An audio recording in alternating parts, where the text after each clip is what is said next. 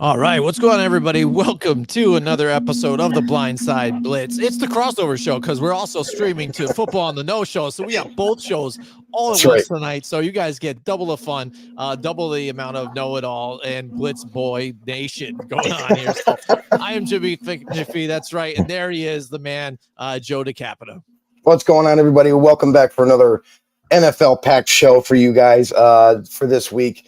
We are brought to you by one other than the Grumblings Media people have been amazing. You can find us on their website, grumblingsmedia.com, and a bunch of other podcasts like sports, entertainment, political, anything of that nature.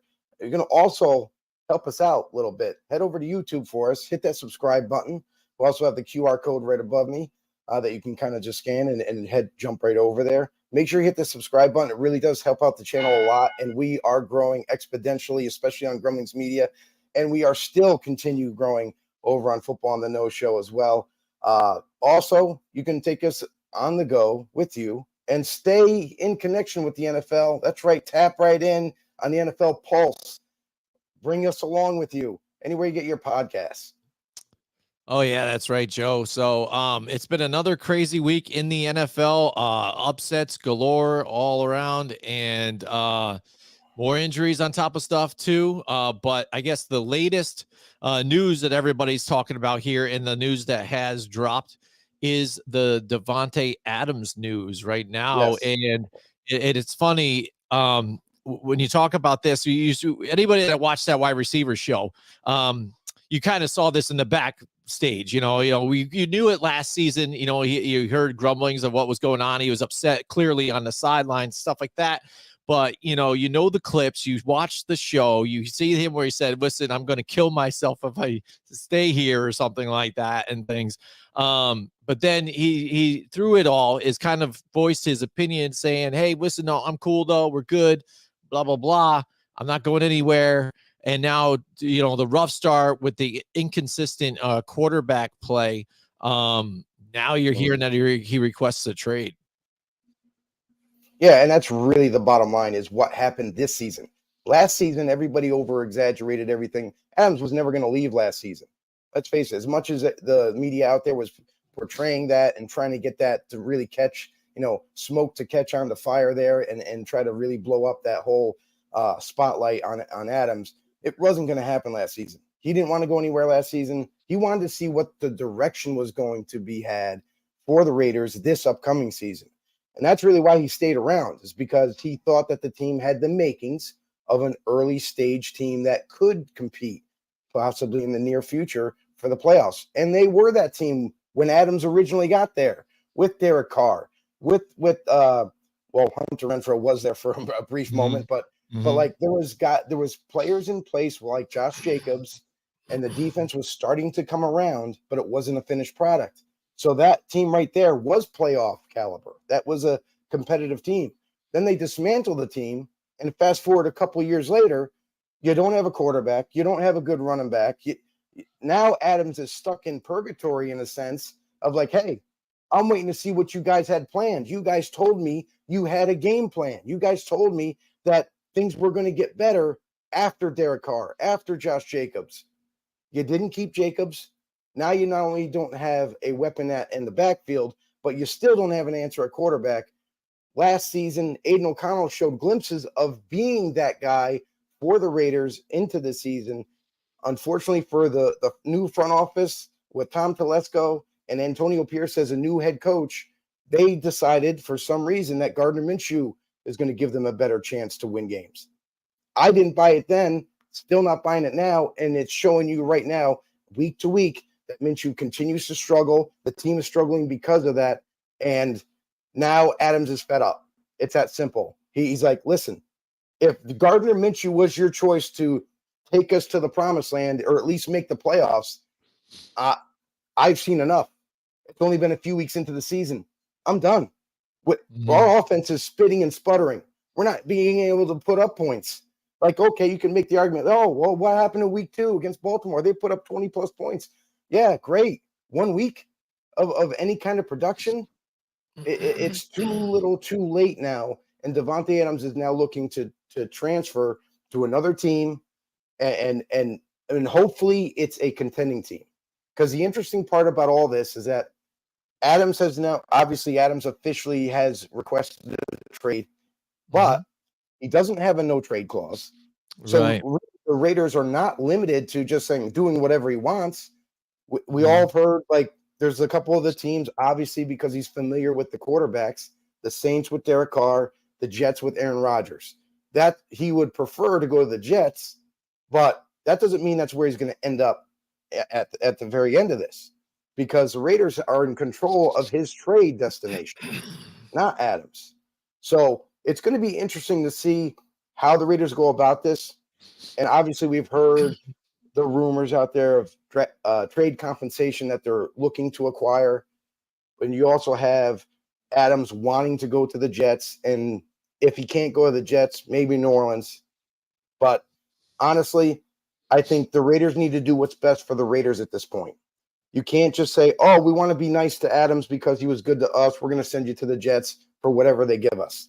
No, it should be get the most value you can for Adams, regardless of destination. Right. And from what we're hearing is, a second rounder plus. And when you look at somebody of a Davante Adams caliber, but then they want to try and sprinkle in, he's getting older, and kind of average it to what maybe something that was similar before, maybe back when I think it was it Atlanta that traded Julio Jones at the time, and people were wondering what value that would have been. And I think they end up getting a second round and swapped a fourth and a sixth, I think, or so for that trade. Something like that, something comparable to that, possibly, or and what team would it be? Because, we know that there's other teams that have a lot of money in the cap still, but do they really need a guy to get over to the top here like this guy? And I'm sure everybody wants a guy like this, but what are they going to give up to make that move? Right. And then even if you're in lower in the cap space, we know that guys still make the trade and then they,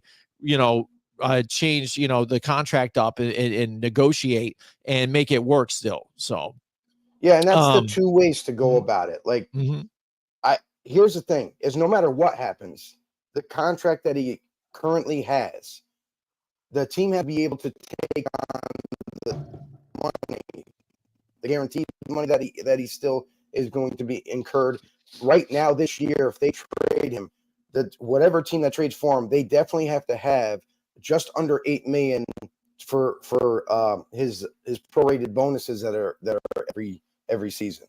Like, that's going to come into account. Also, they're going to have to pay the last bit of his guaranteed money, which is around $15-16 million that he's going to be, that the team is going to have to incur right away when they trade for him. Now, you're right in the fact that they could redo his contract altogether after they trade him, which is I definitely not only think it's a possibility, but I think it's a certainty that whatever team does trade for him is going to have to agree to a new deal. Now, what does that mean for Adams, who's at the tail end of his career at 32 years old? How much longer does he plan on playing? Is he going to play till he's 34? Is he going to stop after next season? So those are hurdles that teams and Adams both have to kind of try to get over. But does that mean more money? Like, because he's already being paid just under 17 million this year in totality. But then the last 2 years of his deal, they skyrocket up to 35 million. Yeah. So a team's not going to pay that for a 30 will be a 33-year-old wide receiver. So the renegotiating of a contract is a necessity for whoever for him. But then on the other part of that, not only does the financial burden come into effect, but also compensation that we're talking about, what the Raiders are seeking. A lot of people are saying second round in change. A lot of people might be saying second round in a player. Raiders traded for him 2 years ago. They gave up a first and a third round pick to acquire his services, and that was when he was 30 years old. So they had him for 2 years. That was he's still kind of, it's amazing that at 32 years old, he's still playing like he's 25. It's insane. But at what point do you think he's going to regress? At what point do you think you can afford? And what kind of trade compensation are we really looking at? Because if you're the Raiders, you give up a first and a third 2 years ago. And I understand that's 2 years ago, but don't you want to at least try to get a team up to a first round pick? And if so, that might mean that you maybe eat some of the contract in order to get that first round pick. Right. So I think that would be a target that the Raiders would love to acquire at least just one first rounder and be done with it. But if they can't get to that point and the contract is going to end up going over to the other team, then you take whatever you can get, a second and extra change. There's been rumors about them taking a second round pick and a few mid-round picks after that. I think that would be more of the realm of possibility. Getting that first round pick, I feel like will be harder to do, but if you're willing to eat some of this contract, I think it's attainable. So I think for the Raiders in general, you have to go for the best compensation that's going to be offered by whoever it is. Yeah, and that's the thing when you look at this and who has that to offer, what's it going to be? And like you said, also why not come out with a first? Hey, we're asking a first right now, and then when people say, well, we can't do it, then you say, hey, listen, we'll take care of some of the contract too. What if we do some of this and blah blah? Then open the door to that. You know what I mean? Because that's what you ultimately want. Because when you look at this trade, and like I said, the closest thing to comparison would have been Julio Jones. But if I put the two guys together, I'm taking Davante Adams all day over Julio Jones. You know what I'm saying? So I'm saying the value has to be better than whatever that trade is. And like you said, if you get two mids, like if you're talking second and then a fourth and a fifth or something like that, or even a second, third, fourth, I think is legit. You know, especially if you're one of those teams that is, you really are truly a contender. And with the injuries that we have at wide receivers right now, some of these teams lacking, is the guy that's going to push you over the edge. We've seen teams go all in like this, and it's worth it, whether you lose out on some of the picks down the long run, stuff like that, just to get you there. And you talk about restructuring the contract. Like you said, the last two are massive, something like that. If you restructure that and then you put it all bulk on this 1 year or this next year or so, say, hey, we're paying you all this guaranteed up front, and the last, we'll say make it a 3-year deal, but the last 2 years are void years, to where you can just say, hey, you could walk away after this or whatever you want to do, because that would work. And we've heard him talk about this. He's talking already that he is in the back nine, that he is on his way out. He wants to win before he goes. So I would not be worried or even I wouldn't be surprised that if he goes for a team, or if the Raiders happen to put him in that position to be on a team that's a contender and he wins a Super Bowl ring, that he would be content with walking away after this, unless he truly feels like the team can run it back again. But I don't think he's going to jerk around with that much time and his time to say, hey, I'm not doing this dog and pony show anymore, and I got my championship. That's what I wanted. I'm cool with just walking away, which I think he is. Well, here's the thing too, is it's not up to Davante. Obviously he wants to go to a contender, but again, I'm going to say it again, Raiders are going to do what's in the best needs of them now, because he has no trade clause in his deal. He doesn't have any leverage. Now, you want to request a trade? Okay, fine. We'll facilitate that for you. Being that you're 32 years old, being that next year, honestly, we're not going to be able to. We don't want to pay $35 million for a wide receiver that's going to be 33 years old. So even as great as Davante is right now, I think that the value will never be higher to trade him now. And for the teams that may be involved, we've heard numerous amount of teams, and the list is growing too. That's the crazy thing. Is like since this news broke, you're hearing more and more teams get on the phones talking to the Raiders. What's it looking like? What can we do? What are you guys looking for? But there's definitely a couple teams we can write off right now. Let's write off the Cowboys. I know that was one team that people are like, oh, Cowboys can bring. You're not going to be able to afford him. You just can't. You couldn't afford to sign a running back, for God's sakes, this last offseason. What makes you think you're going to be able to bring in Davante Adams, even if it is a second-round pick and change or whatever? Like, you can't afford next year. You're not going to be able to afford him. You already got to worry about Deron Bland. You got to worry about several other players. Micah Parsons wants his new deal. Like, there's a lot of them. So, Cowboys, let's take them off the list. Yes, they're under $23 million in cap space. Okay, cool. Could they do the trade? Sure. But it's almost like the 1 year rental then at that point, because they're going to look to restructure his deal to a point where they might be able to move on from him after this season. So Cowboys definitely got to be out of it. The Jets, they're a team that everybody keeps pointing to, and obviously Adams would love to go there. Now, currently, they have $16 million in cap space. That's not enough. They're going to need more. Now, are they going to start working on renegotiating deals? Not until they know for a fact that they're going to get them. So, I mean, that's another thing to look at too. Like, yeah, obviously the Jets were super interested. Obviously, Rodgers would love to have Davante there, and so wouldn't Jet fans. But they got to make some moves there too. So, I think it's a realistic option. But some things have to work in the Jets' favor in terms of finances in order for them to pull this off. And then what are they offering? And the other team that let me just talk about the Jets quick here. If you're talking about Jets again, you said you talk about the familiarity. Aaron Rodgers, Davante Adams, they know each other well. When you look at the Jets now, their leading receiver is Allen Lazard, who Aaron Rodgers is very familiar with. Despite you having, Garrett Wilson and some of the other weapons there, he's still going to what's comfortable. And if you had a Davante Adams, it's a better kind of cushion here, or that go-to escape route for Davante. He knows that he doesn't work with him. You talked about being in the off season, not being in camp, working with these guys, getting on the same page with them. And you even saw it in, I think, last week's game. I think he was throwing but even last week, I think he threw out to Garrett Wilson, and Wilson wasn't even turned around looking, and he's kind of just like, dude, what are you doing? Like, I seamed it right to you. If he catches that, he's just looking for it. That's a catch and then some, and possibly a touchdown on that in a game that they needed to come back and win, a tight game against the Broncos. Yeah, and that type of play though. That's a play where you need to work on in the offseason. That's the play where Rodgers had to be there because it's a communication issue. Rodgers saw one thing on the play. Garrett Wilson said, I'm still going to run my route, and not realizing that Rodgers saw something.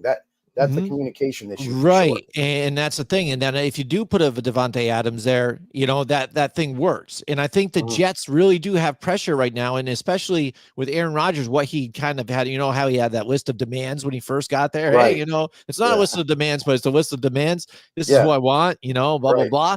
I think it would be a great addition, and they could pull it off if they just finagle a little bit of money and do it. And I think it's in their best interest, because I really think if this is a lame duck season here for the Jets, that Aaron Rodgers is done. I mean, he's already complaining now that he's like, oh, a little sore now, I'm banged up already. Like, I don't know, so is he already ready to sit down and just kind of chill, So I think if you do bring in Davante Adams, that's not only just a fit, but I think that will help the team all together, not only just, with the personnel wise and what he offers to the team, but just with Aaron Rodgers being comfortable with a guy like that. Yeah. And that's it is. It's all about familiarity. The relationship that Rodgers and Adams have is uncanny. Like, think about the days in Green Bay on how amazing those two were working together. Like, they want that same relationship once again. We know that they've spoken publicly, even this offseason, about how they would love to find a way to play on the same team again. And the opportunity is here. But how much are the Jets willing to part with in terms of compensation? If they really want to get this thing done, and button it all up really quickly, because every day that goes by, we're hearing more and more teams starting to call. And when you have a large audience all looking to trade for one particular player, that drives up the cost. That drives up that interest for Adams. So I think that if the Jets want to avoid a bidding war, they need to do it before this Sunday, because what's going to happen is that if it bleeds into next week, you're going to have, I don't know, like right now, it seems like there's about 7 teams interested, but that list could grow to 12 by next week. Yep. Because it's not about like, again, we've said it before, like Adams isn't going to dictate where he goes. Right. But here's the thing: is like, what team has the Cleveland Browns? They're a team right now that has a ton of money that could easily take on his contract, work on it for the future. They're also a team that's looking to possibly trade Amari Cooper once again. So there's a lot of things that are spiraling out of control for some teams, where the Browns even have called the Raiders, have started talks about what they would do for the Raiders. That's interesting because they're $44 million under the cap. If they think by adding Adams all of a sudden it's going to make that offense great, they're going to do it. But in reality, that offense is in such disarray with injuries, and they're just not playing well. I don't think that situation will come to fruition, but they're one of those teams that are out there that people really aren't giving a lot of attention to. But it's definitely another possibility. Yeah, because again, you got that extra weapon there. It'll work out. And they got the money, you know what I mean? And you look at that defense. As of late, the defense, has been not really struggling and stuff like that, but not good. But not good. Not good. Yeah, you know what I mean? And not what they were last year, someone that was a dominant force. So that's been, suspect for them with an offense that hasn't been good either. So like you said, it would add that spark. You got this guy instantly is going to make an impact, and they have the money, so it makes sense there to an extent. Which, here's the interesting too about the Browns is I'm perplexed, honestly, when I watched the Browns play the Raiders, and Deshaun Watson doesn't look comfortable out there. And that's led to a lot of him holding onto the ball more. It's led to him trying to make plays with his legs. And in that game, the Raiders are no slouches on defense. So I learned a lot about Watson last game, and I honestly have to say that it's not all Watson. The offensive line is playing terrible. Yes. He didn't have a whole lot of time. Obviously, losing Teller, the All-Pro guard for Cleveland, he's going to be out for some time now. They don't have Jack Conklin back yet at right tackle. So they're going through it a little bit in terms of injuries on the offense, which I feel like is definitely working against the Browns and Deshaun Watson. Now, my other question is, what I noticed about Watson is the fact that there were several plays where we talk about him holding onto the football, and Watson's a smart quarterback. It's not like he forgot how to play. It seems as if these receivers are just simply not getting open. Like Elijah Moore, who they got from the Jets, and they were hoping that he could have a spark. Then they trade for Jerry Jeudy last offseason, and they were hoping he could add another spark. But none of them are consistently getting open for Watson to throw the ball to. So it's not just I wonder, by adding Adams, because he is a much better receiver. No offense to Cooper. Amari Cooper is really good, but he's not Davante. So if they add Adams, does that help this offense grow and maybe potentially get back into the season hunt?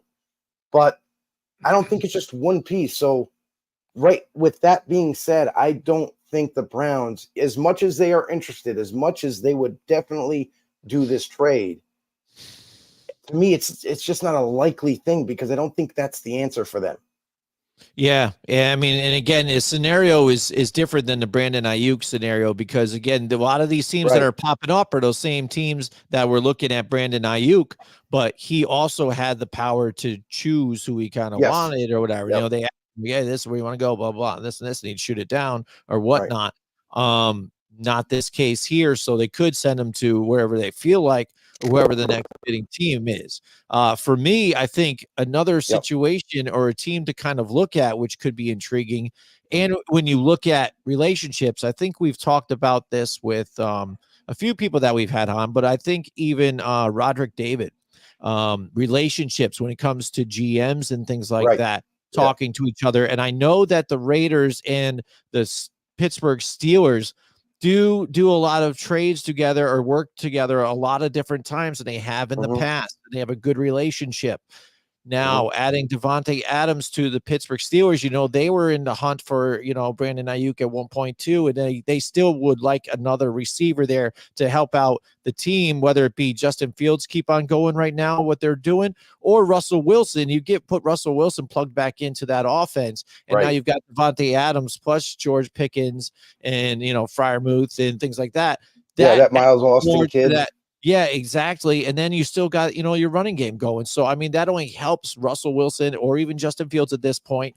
And that offense going to pilot that with that defense. Now you're looking at Pittsburgh. I mean, Pittsburgh looks pretty decent right now for what they've been doing. I mean, at least they're winning right now with what they have.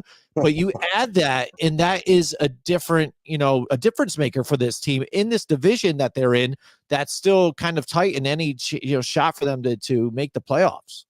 Yeah, I mean, the Pittsburgh Steelers makes a lot of sense. You're right with the relationships thing. The Raiders and the Steelers have done a lot of trades throughout their history together. The one sticking point, though, is money. Right now, currently, they're at $10 million under the cap. That's the thing I looked at. That number's got to come way up in order for them to even be able to pull this off. Obviously, maybe if they could agree to a new deal and kind of push down that guaranteed money a little farther down the road and lighten the load, at least for this season, something that they could, definitely look into. But that right there, the financial hurdle, it's not about interest for the Steelers. They definitely were interested in the offseason about Davante the same time the Jets were, but it's still there. They still know that they're like one piece away on offense to kind of really say, okay, well, it's not the receivers now. We got definitely enough. If Pittsburgh was to obtain Davante, that is going to be a huge boost to not only the offense, but also George Pickens. I feel like George Pickens has been all too often double teamed because he's their best receiver right now. Right. Teams are just worried about him. So they slide coverage over to wherever he is and make sure that he doesn't become too much a factor. You add Davante Adams to that, that equation. Now it's like, crap. We're going to double team Davante. We're going to play single against Pickens, which will be a mistake because he'll eat it up. And same thing for the Steelers going forward with that quarterback situation. I'm sorry. Even though their record is good, was it 3-1 now? That quarterback position is not settled. You get Russell Wilson back, that offense will be even better. And that will make the Steelers even more dangerous because the guy knows how to throw a football. If you haven't watched the Steelers play, watch Justin Fields. Go watch the highlights, or I should say lowlights, because Justin Fields, when he's asked to, okay, the pressure's on me right now. I gotta throw the ball and get the ball down the field. When that is all on him, he struggles and he can't make it work. He just simply holds on to the ball too long. He has missed throws all the time. And obviously you see the turnovers from week to week to week. So inconsistency at quarterback, that's the problem for Pittsburgh. Justin Fields is not the answer. So hopefully Russell Wilson is going to be back healthy really soon. It sounds like he was going to be due back this week, but there's been rumors around Pittsburgh like they still might stick with Fields even though Wilson may be healthy, which I don't buy it, but I would totally disagree if that's their decision because I think you've seen enough from Fields not putting points on the board. This team is one of the lowest scoring offenses in the league, and their defense is great, playing awesome. And that's really the reason why they're able to escape with a few wins. But last week, we saw when it came time for Fields to shine, he definitely underperformed and didn't show up. So that if the Steelers do acquire Davante, something has to change at quarterback. You need to put Russell Wilson in there. Yeah. So, I mean, there's multiple teams out there that we're hearing about, teams that we feel like there's a shot for them to play, to kind of actually pay them too and be there. I want to pick your brain about, let's say, the 49ers. Okay. They're at the top here with the money. They have lots of money. And that's only because they're setting up to end up doing the payday for, Brock Purdy and things like that, which I get. But if you're talking about this season, I still think that might be an investment they would like to make, even though, again, they're crosstown rivals with the Raiders or whatnot and things like that. Right. But and I'm sure Raider fans would hate to see that. But I think the numbers are there that show you with the injuries, especially that they've had here. They own George Kittle and Debo's constantly injured, and the record when Debo is out is telling. When he is not involved in the game and he's out and injured, the record win-loss record is drastically different. And I think if you add a Davante Adams to that, you've got the money. You can still have Debo. You still have all these weapons. I mean, we saw it when they added Christian McCaffrey when you thought they were rich enough, and they're like, "Hey, we just need Christian McCaffrey still, though, too. Why not? Boom!" Yeah, and they get it, and you're kind of like, "Oh my gosh," But now, but now even with him being injured too, I can see them, just saying, "Hey, let's go out for this. Let's do this." And then if they get Davante in there, they're trying to win now too. Because let's not be naive to this whole thing with the 49ers that, hey, they're building this thing. They're going to be good for a very long time, this and that. But, they have been frustrated with getting to the big dance multiple times and coming up short, that these guys want to win desperately and want to win now and do it. And I think adding Davante Adams and for them to give up, a second, third, fourth, whatever. We saw the Rams do the same thing, and they won with a Matthew Stafford and stuff. I wouldn't be surprised if they just say, screw it, let's do it, and then maybe move on from somebody in the long run if they decide to keep Davante for a little longer or whatnot. It wouldn't matter to them because they just got the chip out of it. Just check the boxes right off. Going for another Super Bowl run. 49ers, check. They are definitely going to be one of the best teams when they get to the playoffs. Check. And they're on the West Coast, which is where Davante wanted to go to after Green Bay. He wanted to get closer to home. So check the box for West Coast. You know what I mean? So, and the fact that I feel like Davante's one of those type of wide receivers. Not only is he one of the still seen as one of the best wide receivers in the game. But you add him to this star-studded 49er team too, that he opens up a whole other Pandora box for the Niners. When we saw Christian McCaffrey, like you mentioned, getting traded to the Niners, we were like, holy shit. This team is not only was already legit, but now they got McCaffrey in the backfield. And you look at the team now, even though they have injuries, even though freaking George Kittle, Debo Samuel, Trent Williams was banged up. McCaffrey's out. All those guys, all those key components were out last week. But they still made it work. They still were. It's almost like they didn't miss a beat. That's a dangerous team. So if you add Davante Adams to that squad, you're doing one of two things. If the Niners do acquire this, it makes a lot of sense too. They're definitely going to go for that Super Bowl again. You add Adams, a very dynamic wide receiver, but also you're making another decision where, like, okay, we're not going to bring back Debo. Right. That's what it's going to, that's in turn, that's what's going to do. You've already agreed to sign Ayuk. Now he's happy, he's got his money, but we're going to move on from Debo now. That's what that shows me. Debo is 30 years old. So he's 2 years younger than Adams, but Adams is so much more impactful in terms of a dynamic playmaker downfield. He doesn't do the same things, obviously, as Debo. Debo's a special player. He can run the ball. He's very physical. He's a different type of receiver. But if you're looking to really strike fear into the secondary of defenses, you add Adams, and if you're able to keep Ayuk, that's something special. And then not only, at least this year, you're going to have Debo for that Super Bowl run. So it makes a lot of sense. If I were the Niners, I would do whatever it took to get Davante. It makes too much sense to do it. You could still redo his contract to make it a little cheaper when you do trade for him. And may God have mercy on people's souls for the defenses, because it was very tough to stop the Niners when they are healthy. But if you were able to add Adams on top of all that, oh my God. Yeah. They would instantly be the favorites. Right. Yeah, absolutely. And I looked it up. The 49ers record without Debo Samuel is 8-10. So that's telling for a team that usually has 11 plus, wins and is a playoff contender. At least even since Brock Purdy had joined the squad. And they'll still be that because they can still find different ways to make the offense work.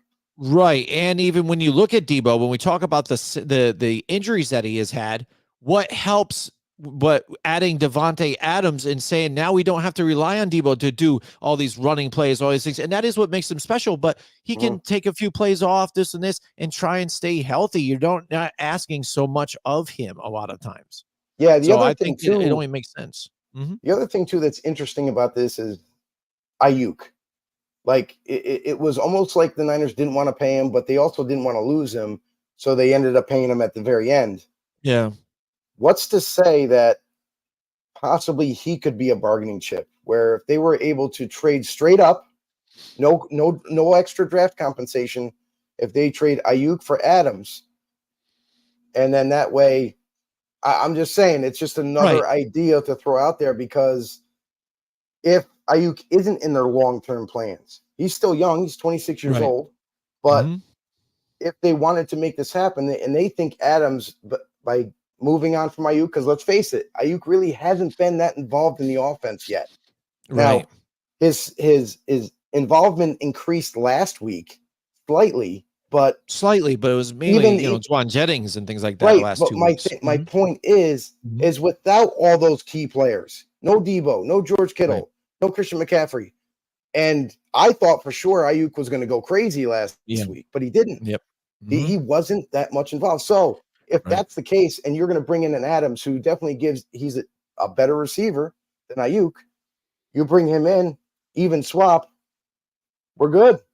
So I mean that's something to think about too for the Niners. Right, and I was thinking the same thing too. And Ayuk, that it'd be a bargaining chip again because you can go in multiple ways. Because if you say you get Davante Adams even for a 2-year or 3-year, and you decide to stay, that's already takes out even Debo if you wanted to. You've got Ricky Pearsall, you've got Juwan Jennings there still too. So, and you can even draft another wide receiver after that, and they don't lose a step.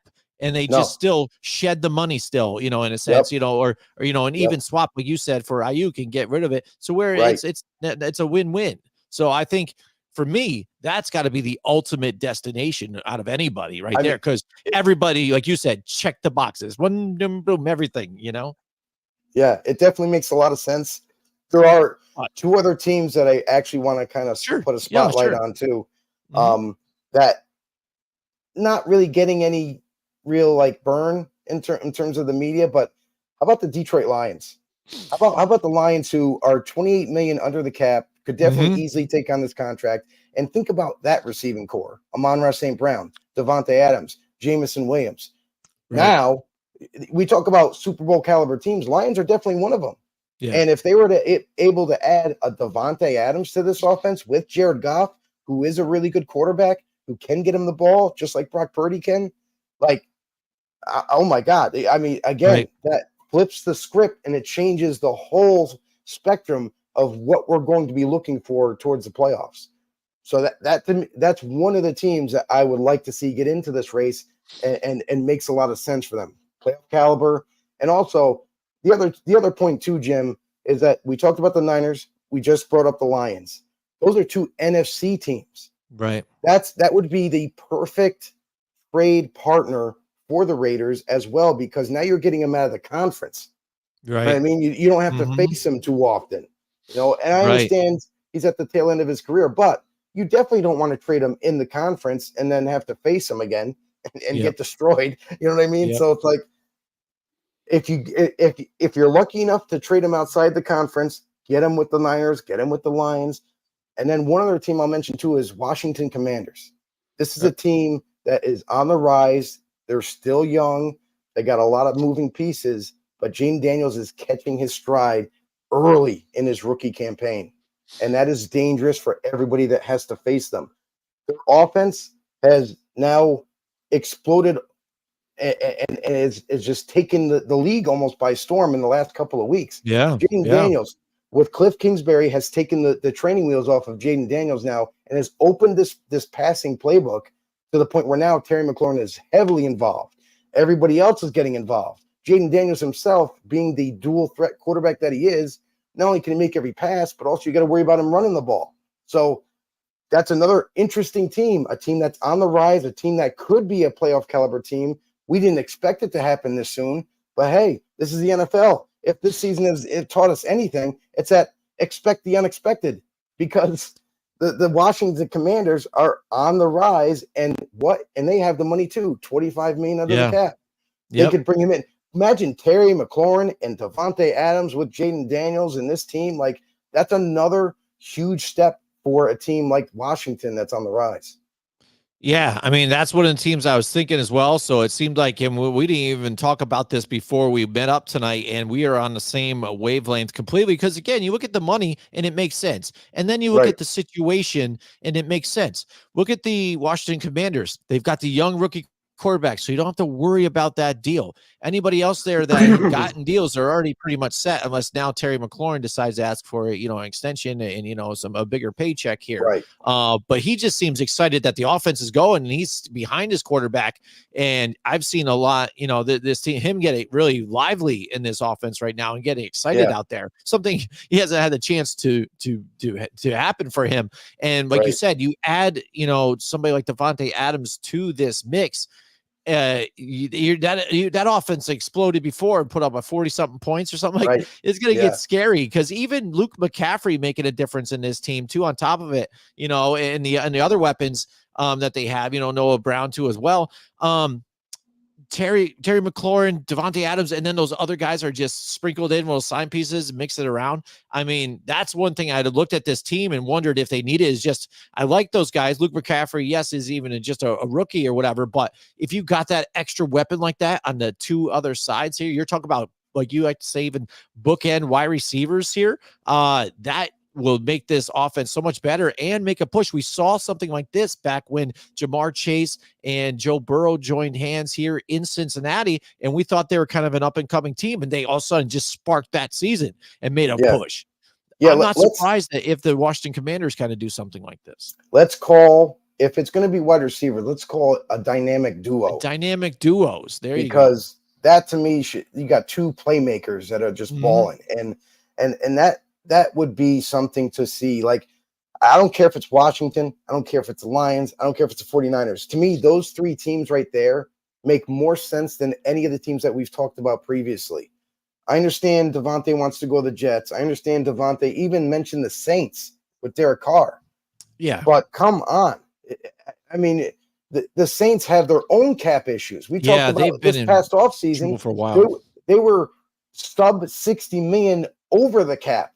They figured out a way to get back under, but guess what? Next season, it's going to be much of the same, where they got to clear more cap space. They're due to be over the cap yet again. And so to me, like, financially, that just not only won't work.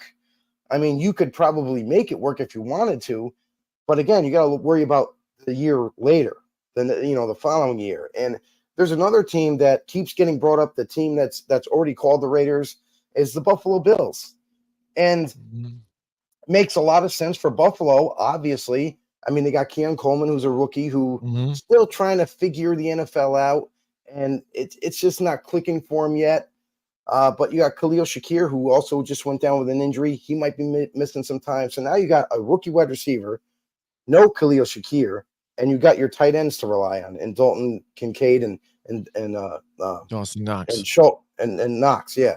So that's not good enough. You need more weapons. So even though the Bills make a crap ton of sense and they should trade whatever they could for him, they definitely got to worry about the finances, because they only have $3 million under the cap currently. And the finance part is probably the biggest hurdle for Buffalo. It's not interest. It's not whether they would or would not do the trade. It's, you got to figure out a way to correct that financial issue for them. So even though they make a ton of sense, however, and they're, one of those seen as one of those playoff caliber teams. However, it's such a steep hill to climb for teams like the Saints, teams like Buffalo, that I don't think necessarily it's going to happen for them. Mm-hmm. Yeah, and I agree. And I understand where people are coming at, because again, right. They still look at this as, Khalil Shakir, how long is that going to last? You're still missing Stephon Diggs or whatever. Josh Allen's still putting a lot out there. They just lost to Baltimore, got embarrassed, to an extent. So people are starting bringing it out there. Hey, Davante Adams, now this is it. He's here. This is what you need now. Now you need that stud. Why, number one. I don't know if that's really McDermott's type of MO. I think he still is good with what he has here.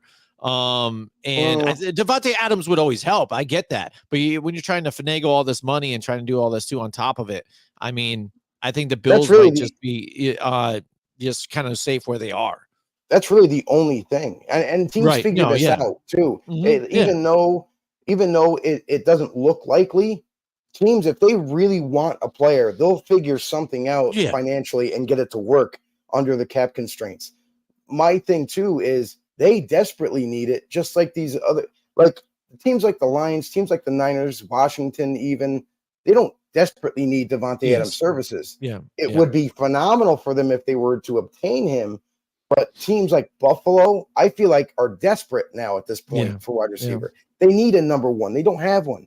As good as Khalil Shakir is, and he is, he's a pass catching, dynamo for the Buffalo Bills. That's really what he is.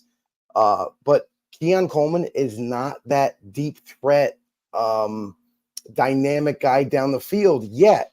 He still could develop to be, but again, he's trying to find his way. He's not really getting involved that much in the offense. And now with Khalil Shakir's injury, this just puts it at an all-time high level of alert and readiness for the Buffalo Bills to probably make a move if they want to continue to stay in this playoff race. After losing Khalil Shakir, which sounds like he's going to be out for 2 to 3 weeks or something like that.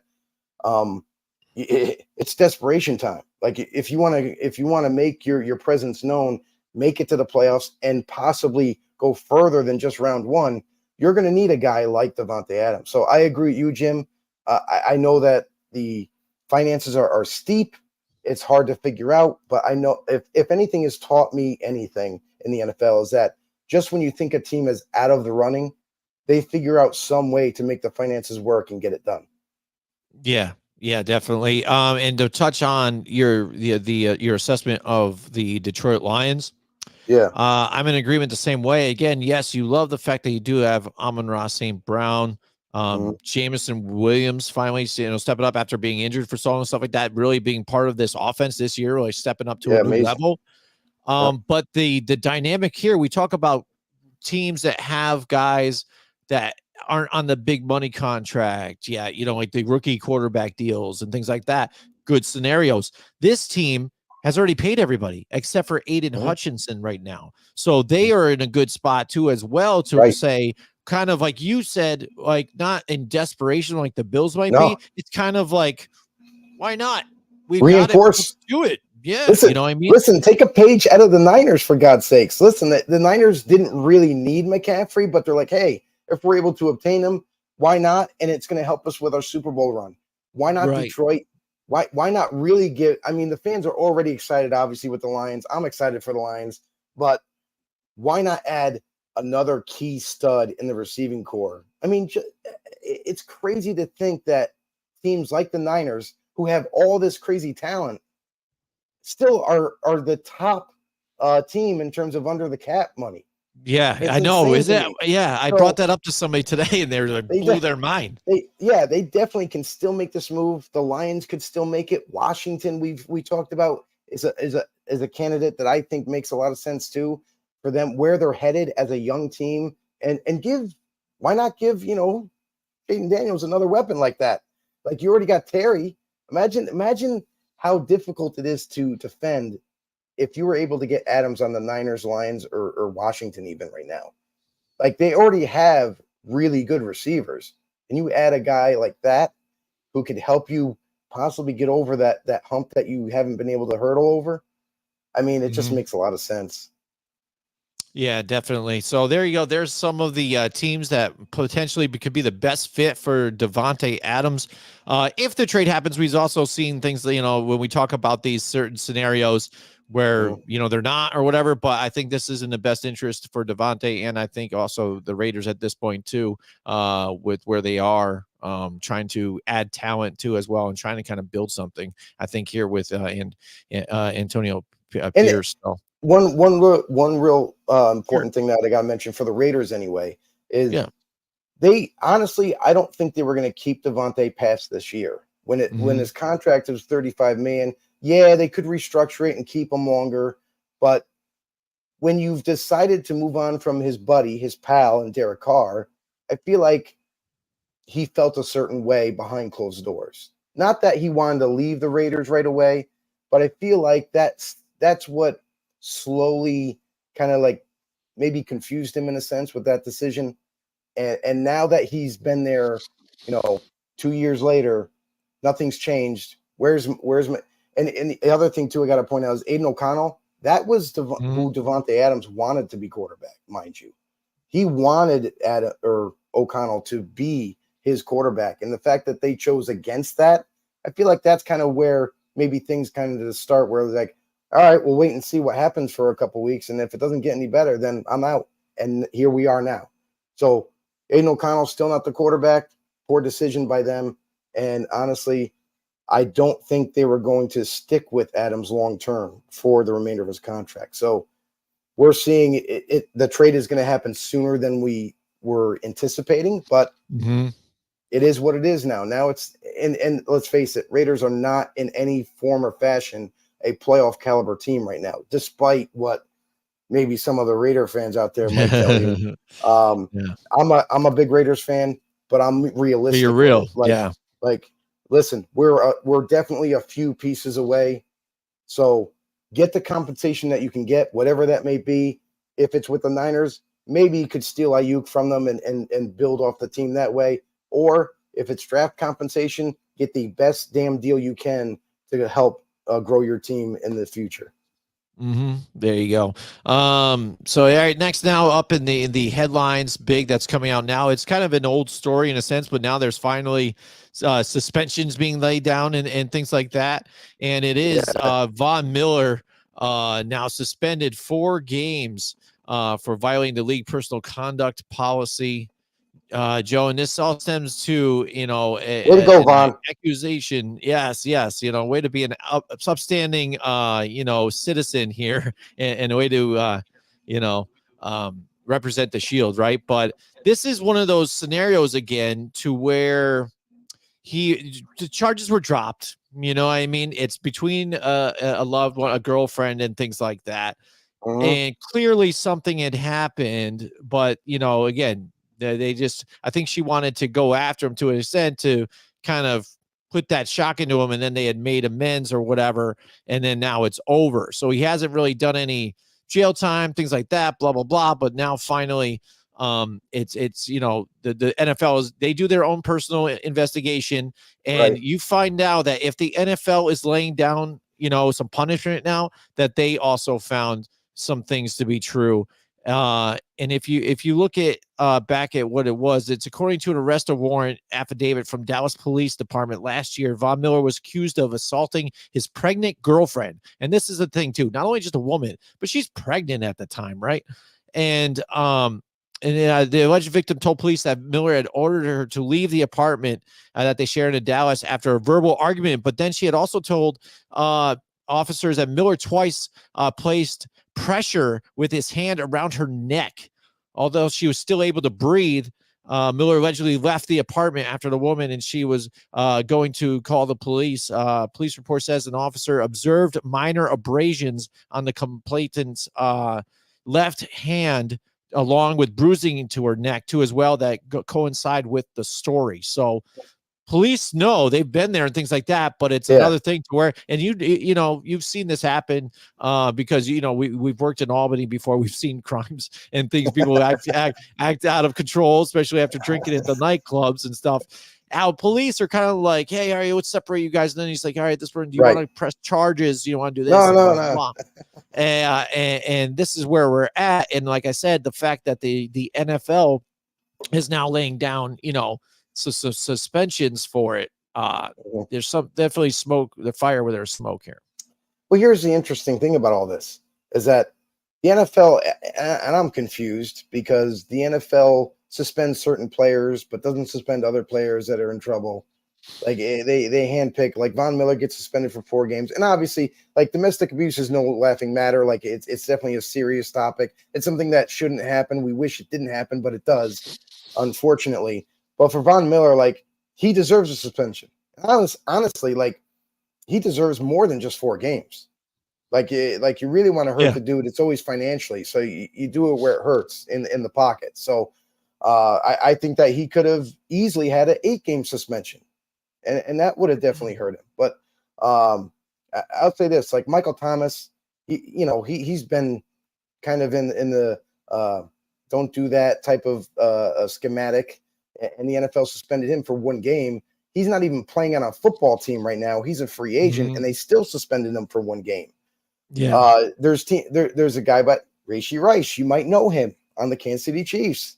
Had this dramatic event that happened, and a catastrophic event for that matter, in a car pileup, flees the scene of an accident, and that court case is still going on today. People were harmed in it. There was a young child that got hurt in it, but he fled the scene. But he's still being able to play. Now, obviously, he just sustained a major injury. We don't know the end result of that. It seems like it might be season ending. It might not be, but we're still waiting to hear the final details on Rashee Rice and his future.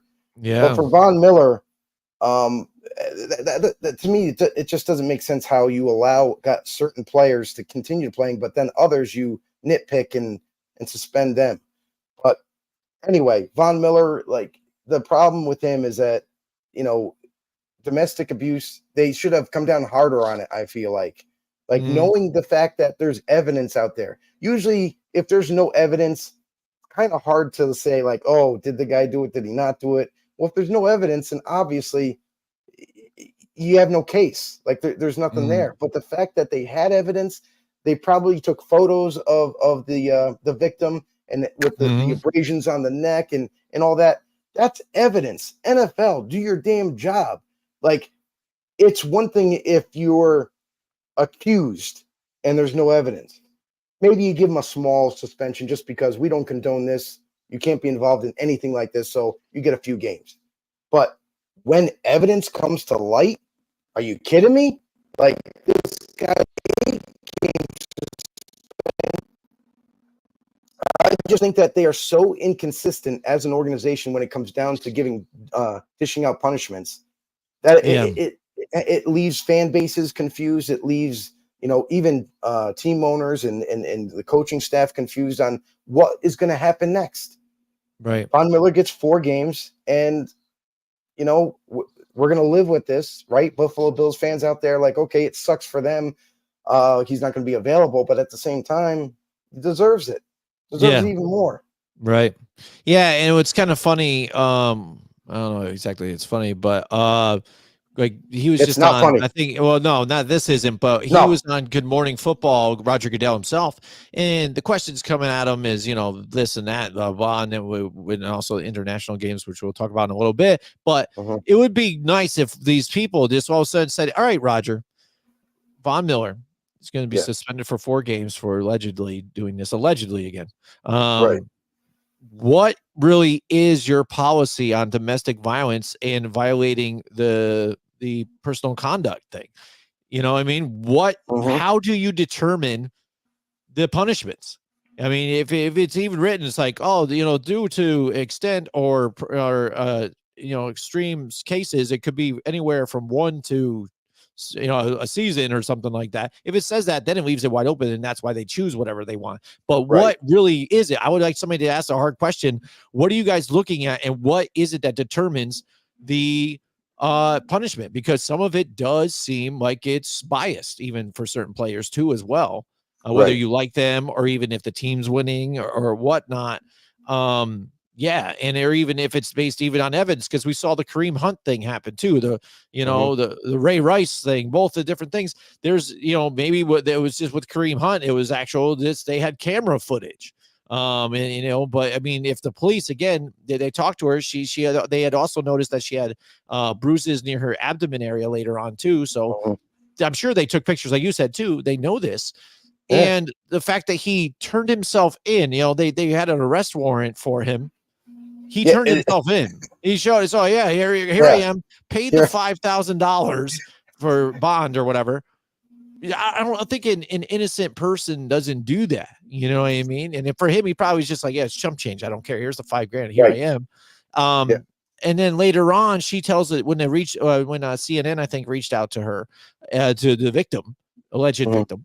Again, we have to keep it that way because it in now. Apparently, we're fake news. That she is like, oh, well, the story somehow got blown out of proportion somehow and misunderstood and blah, blah, blah. It's like, how do you misunderstand what you said and then that there were actual physical bruises and things like that? So that just seems like you guys made amends, or he said something, or here's some more money. I'll buy you a nice, diamond or whatever. And this and that. Yeah. Let's work it out. You know what I mean? Right. And, and like you said, what's it going to take for some of these guys to stop doing things like this? Or is the NFL going to finally crack down harder, or what? Give us an actual guideline with this whole thing. Will they ever? Most likely not. But no, because that's what we're kind of looking like. Because there's also people, I think somebody had brought up in one of our NFL chats that there's somebody else that was also, I guess, against alleged charges of some kind of, personal conduct in assault, and that's not even being spoken about because he's not a big name temporary, and that's it right there. It's a matter of how big the player's stature is in the league. I know it sounds messed up, but it is messed up. Like Von Miller, he's a very well-known name. A lot of people know him, even if you're not a Bills fan. They're like he started his career with the Broncos. Like everybody throughout the league knows that he's a premier pass rusher. He's very well known. So since he's so well known, yes, naughty, shame on you, Von. So we're going to give you a 4-game suspension. Now, if it was anybody else, let's say like a backup, like a backup position, whether it be quarterback, whether it be receiver, whatever it may be, but a player that doesn't really play that much. Now, I bet you they throw the book at those guys. Not only do they not make as much as some of these star players, but they get the book thrown at them from the NFL. Like they could have been suspended for the whole season versus a guy like Von Miller or even Rashee Rice, who's still playing despite obviously he got injured, but he was playing up to this point with no restrictions. He practiced with the team in full. He played every single game up to last week. But it's like, why is there differing opinions with the NFL on because of the stature of your player in the league? Why do they get treated differently? Shouldn't be like that. If you're going to throw the book at a backup player for doing something wrong, you do the same thing for the star player that's doing something wrong. Like obviously we do know that there's different levels, obviously, for whatever crime that you commit. Domestic abuse is way up there, but like even we've seen cases even like in the past that after their careers, like fraud gets brought up or something like that. To me, that's nothing compared to what some of these other star players are doing in today's league. Like the domestic abuse cases are all over the place, all the time, almost every single year. You're hearing a few players getting involved in domestic abuse, but again, we don't have the same criteria for punishments for every single player, no matter what you are. I don't care if you're the former Super Bowl MVP, with the Chiefs or something like that. You do something wrong, you should get the book thrown at you, especially if there's evidence. If there's no evidence, then I get it. Maybe you give a little suspension and you move on. But that's the problem in the NFL, is the fact that they're so inconsistent. We talk about how referees are so inconsistent and how bad they are. Roger Goodell, the commissioner of the league, is terrible giving out punishments. He's also inconsistent, and it's on a like a case to case basis and not just straight across, even no matter what. Yeah, so I mean that's one thing I think we'll pay attention to here, and Von Miller again. For them to do it even now, I think it's kind of crazy. Like, what takes so long with your investigations, Yeah. that it's a whole year The evidence and is things like there. that. The evidence was there. For the most part, the investigators and the police do all the hard legwork. Now, then the NFL just gets the evidence and gets what they know, and that's the investigation. It's not like they have their own private detectives going to look at stuff. They have the evidence, make a call based on the evidence, and it should be the same no matter what the level of player. Yeah, definitely. All right. So again, I brought up the Good Morning Football. I think he was on with them earlier this week, and Roger Goodell was asked multiple questions, but then also he was asked about the international games, and he's very excited about what way they're going, and he's also excited about the upcoming game this week at 9:30 a.m. in our side with the Jets and the Minnesota Vikings in London. Because he said that also now, I think, I don't know, I can't quote him right now, but I know it's something to along the lines where when we first went there, they didn't know what was going on. And then now they're intellectual and this and this, and kind of like, what the hell are you talking about? But they kind of know the game now. They were just like, what is this? And now they know the rules. They're excited. They're getting a fan base in London. So now you're able to bring the Jets, the Vikings, and he's excited about that matchup. Especially with the Vikings being 4-0 at this point under Sam Darnold. It's very exciting, and especially him going back against his old team, the Jets. So there's a little bit of a storyline there. But within that interview, he had said, I think that he got 8 lined up or so, but he is expecting that it's eventually going to turn into 16 games in a season that are going to go international. And it's not just Europe, but international altogether. And that they've been working on this. I think they call it the NFL's Global Markets Program. And there's 25 clubs involved, and there's 19 international markets where these teams and certain teams have the rights to certain areas to market their team and kind of build a fan base in that country or region to where they can potentially have this expansion come and games being played there.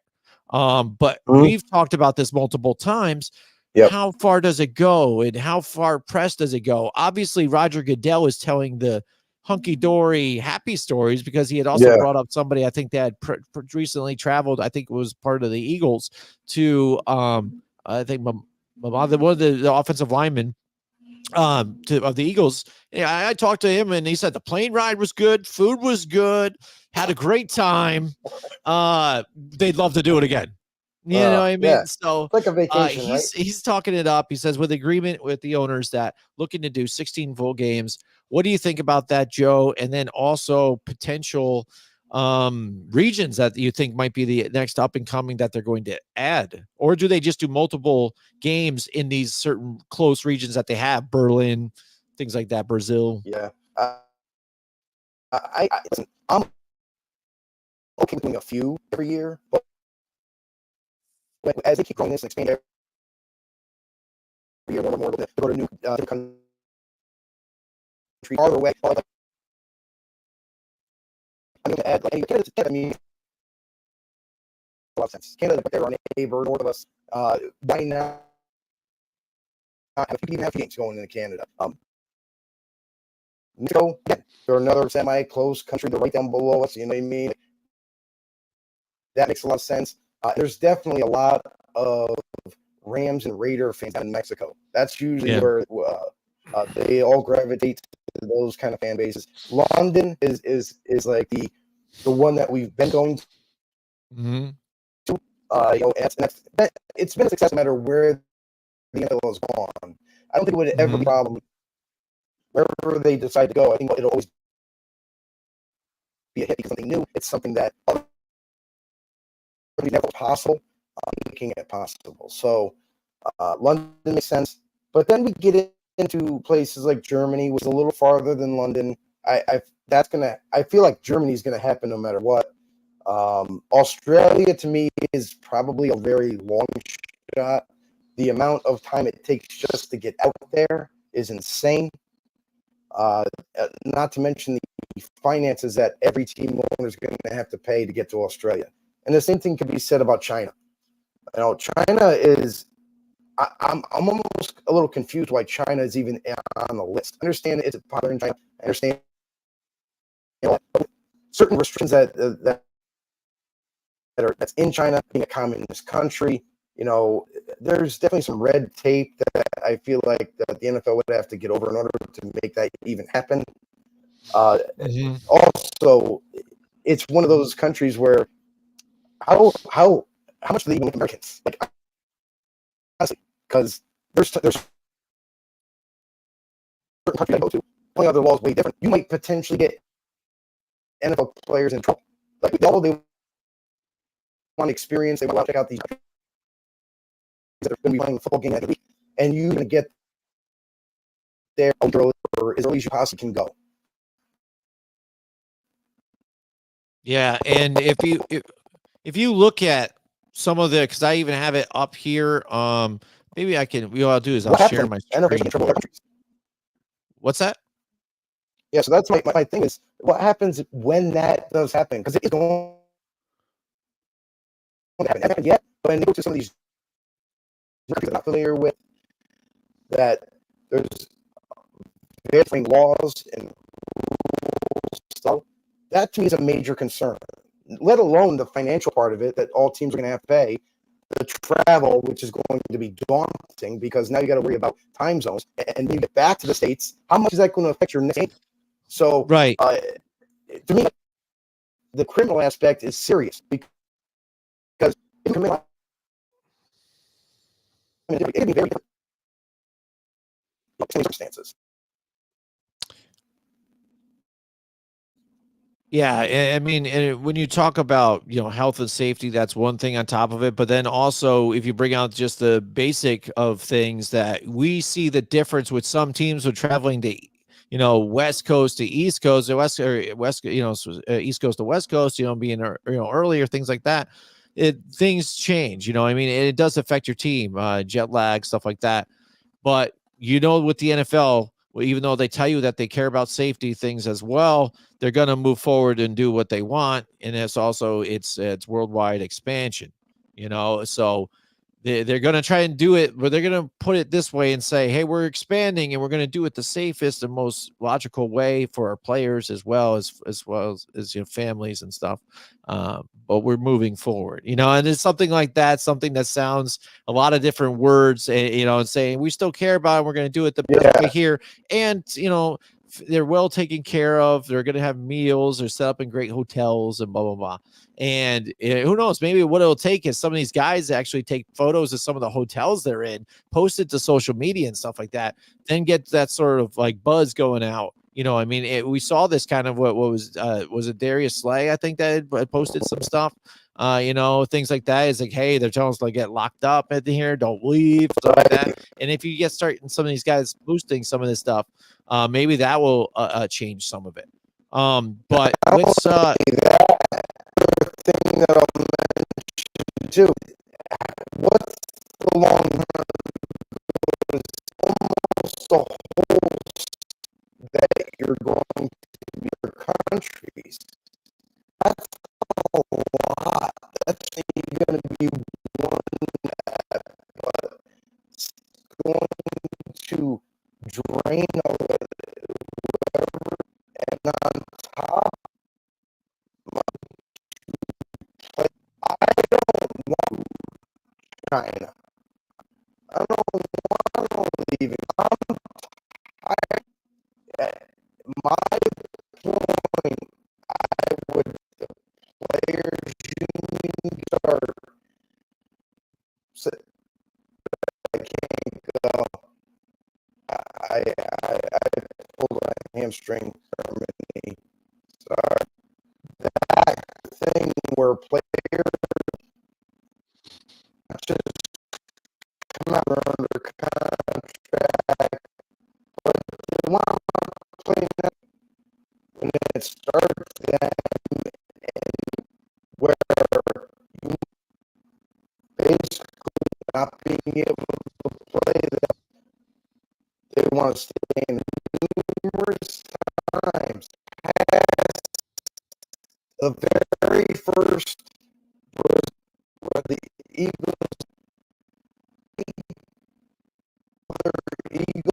player want to go to game. They made that So that rumblings to be honest, don't want to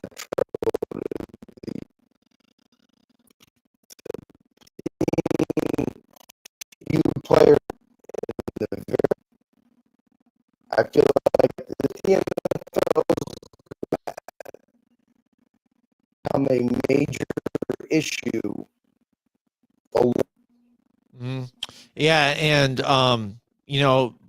with Roger Goodell also in the same breath saying that we're looking to extend the season, 18 games and the bye week.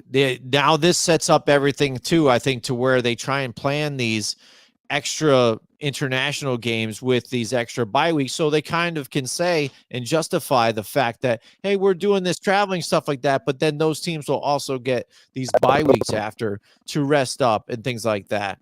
And like you said, it's just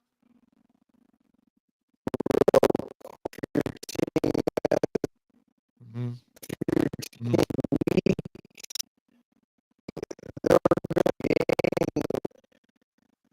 Early Right.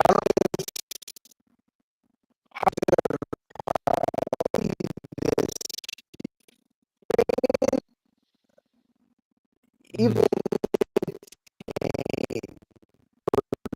next season,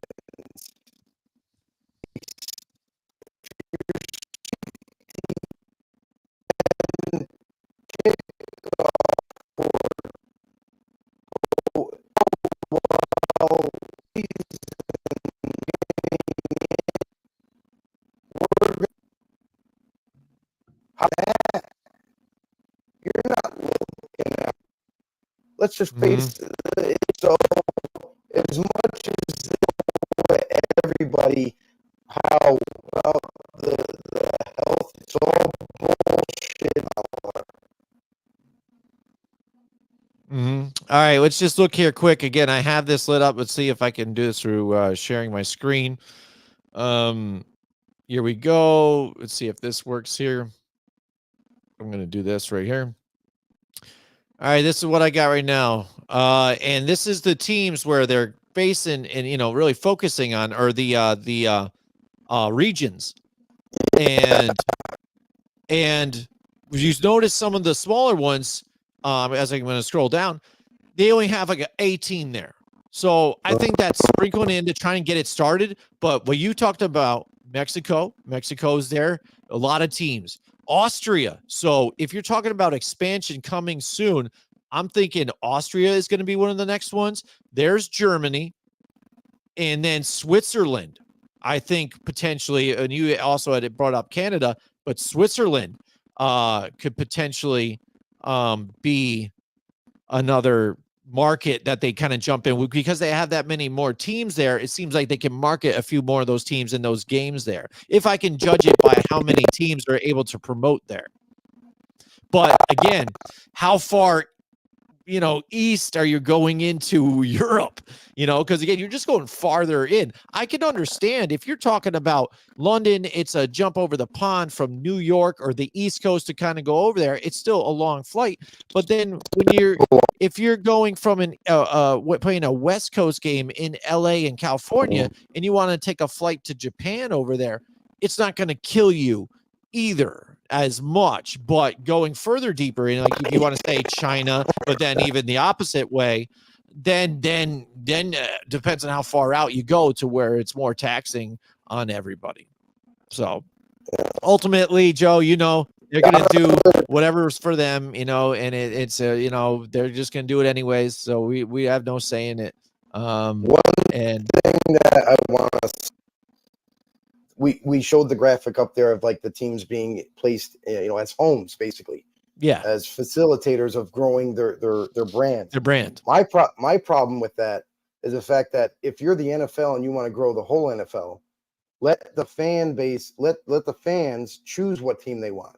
Right. Don't try to force the Saints down someone's throat. It should be about all the teams, not just one specific team in each of these other countries like Ghana.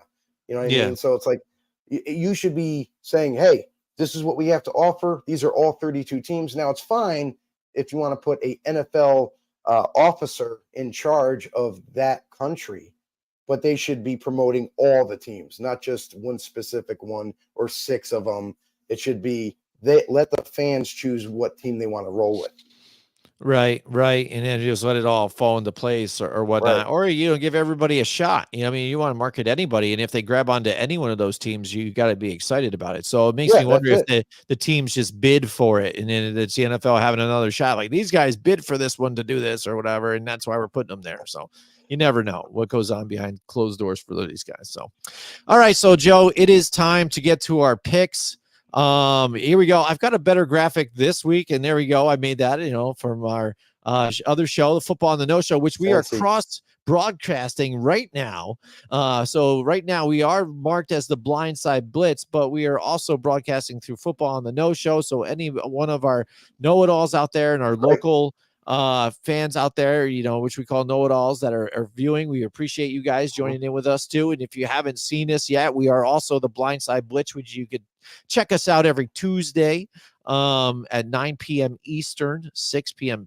Pacific. We did change the time this week due to the presidential or the vice presidential debate, because again, Rumblings Media that we do work with is a political based I guess company in a scope of things, but they had also expanded their horizons into entertainment and sports now, which we are part of. Along with they've got a basketball podcast and things like that. Joe, tell everybody where they can find podcasts like ours and then more at Grumblings Media. It's very simple. Head over to Grumblings Media, all right, on YouTube. Make sure you hit that subscribe button. Also hit the thumbs up while you're there. Share the video to all your friends and family members that love talking NFL. Yeah. That's what this show's all about, right.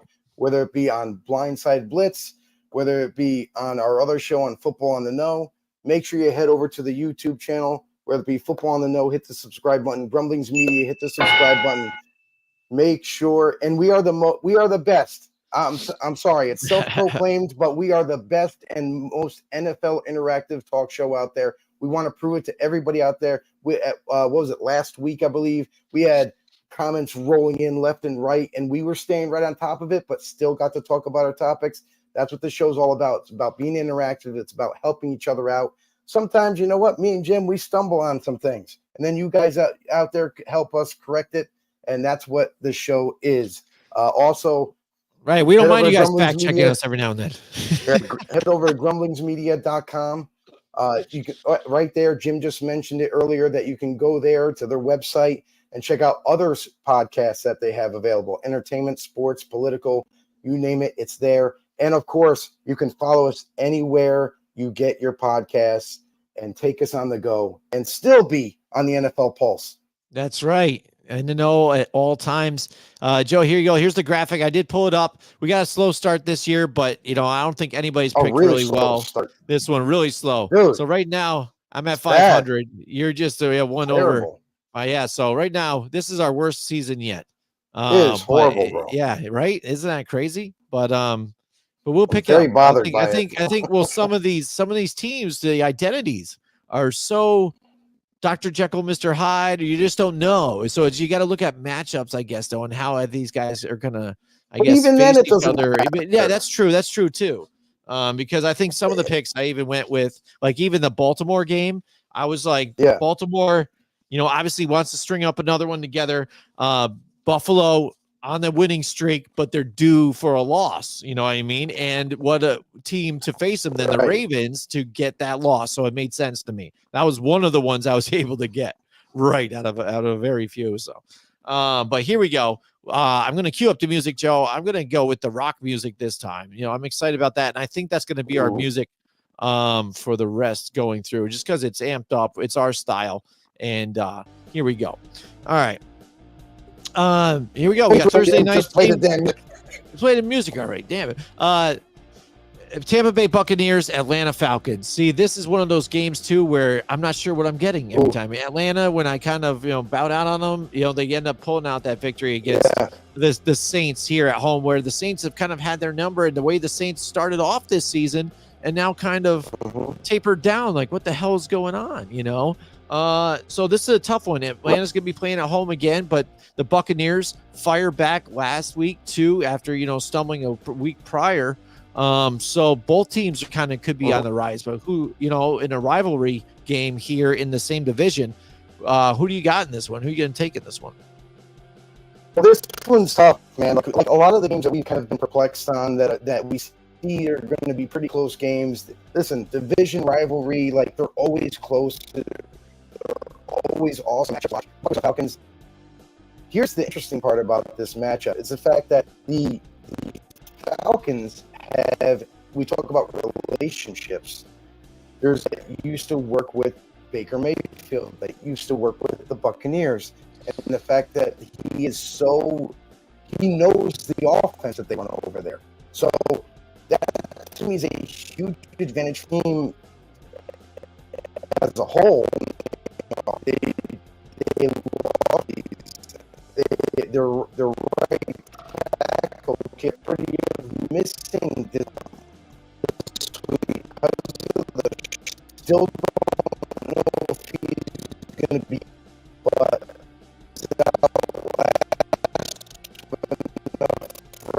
possibly.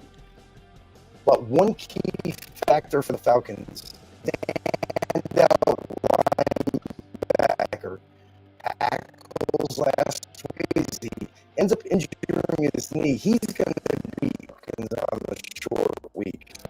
One kind of like a big loss. The Falcons, if the Buccaneers, man, they have been playing lights out. What if they had one after week and he got brought back down to the earth? But I think this is one of those things where like both teams went. They both want to beat each other hands down.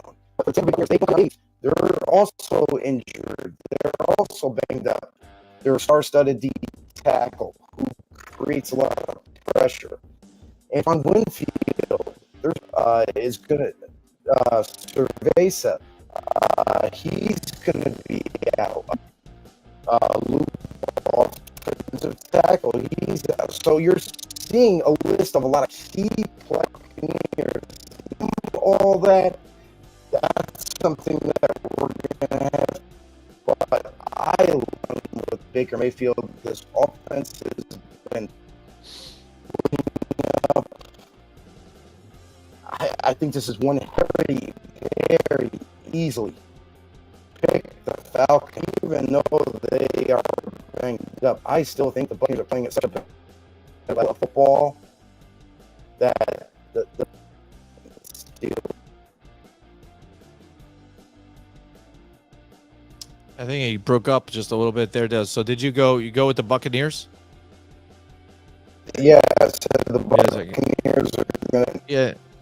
You're chopping up a little bit. I don't know if it's just here or if that's the stream or not. So I don't know what's going on, but that's weird. Okay. Hopefully, yeah.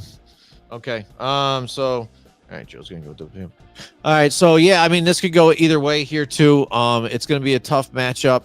Buccaneers have been playing really well. They've got I would say even better talent at the wide receiver position than the Falcons, and yeah. But the again, you got to look at Kirk Cousins here and what Kirk Cousins are going to get out of this team, and it's very inconsistent, I think, right now. And something maybe that the Minnesota Vikings were even kind of starting to see a little bit why they were even comfortable with moving on, with him, and maybe in the fact that the Falcons wanted to go out and get Michael Penix in the draft. So. I'm not exactly sold on what's going on with Atlanta. There's a lot of question marks here. So I think I'm going to go with you too as well in Tampa Bay, who was making the playoffs last year, was making that push, did take the division. And until I've seen some more sample sizes, I guess, of what the Atlanta Falcons have, I'm going to roll with the Tampa Bay Buccaneers. All right, next up now, Sunday. We talked about it Sunday morning in London, the Jets and the Minnesota Vikings. Minnesota undefeated right now, 4-0. And the Jets, again, 2-2.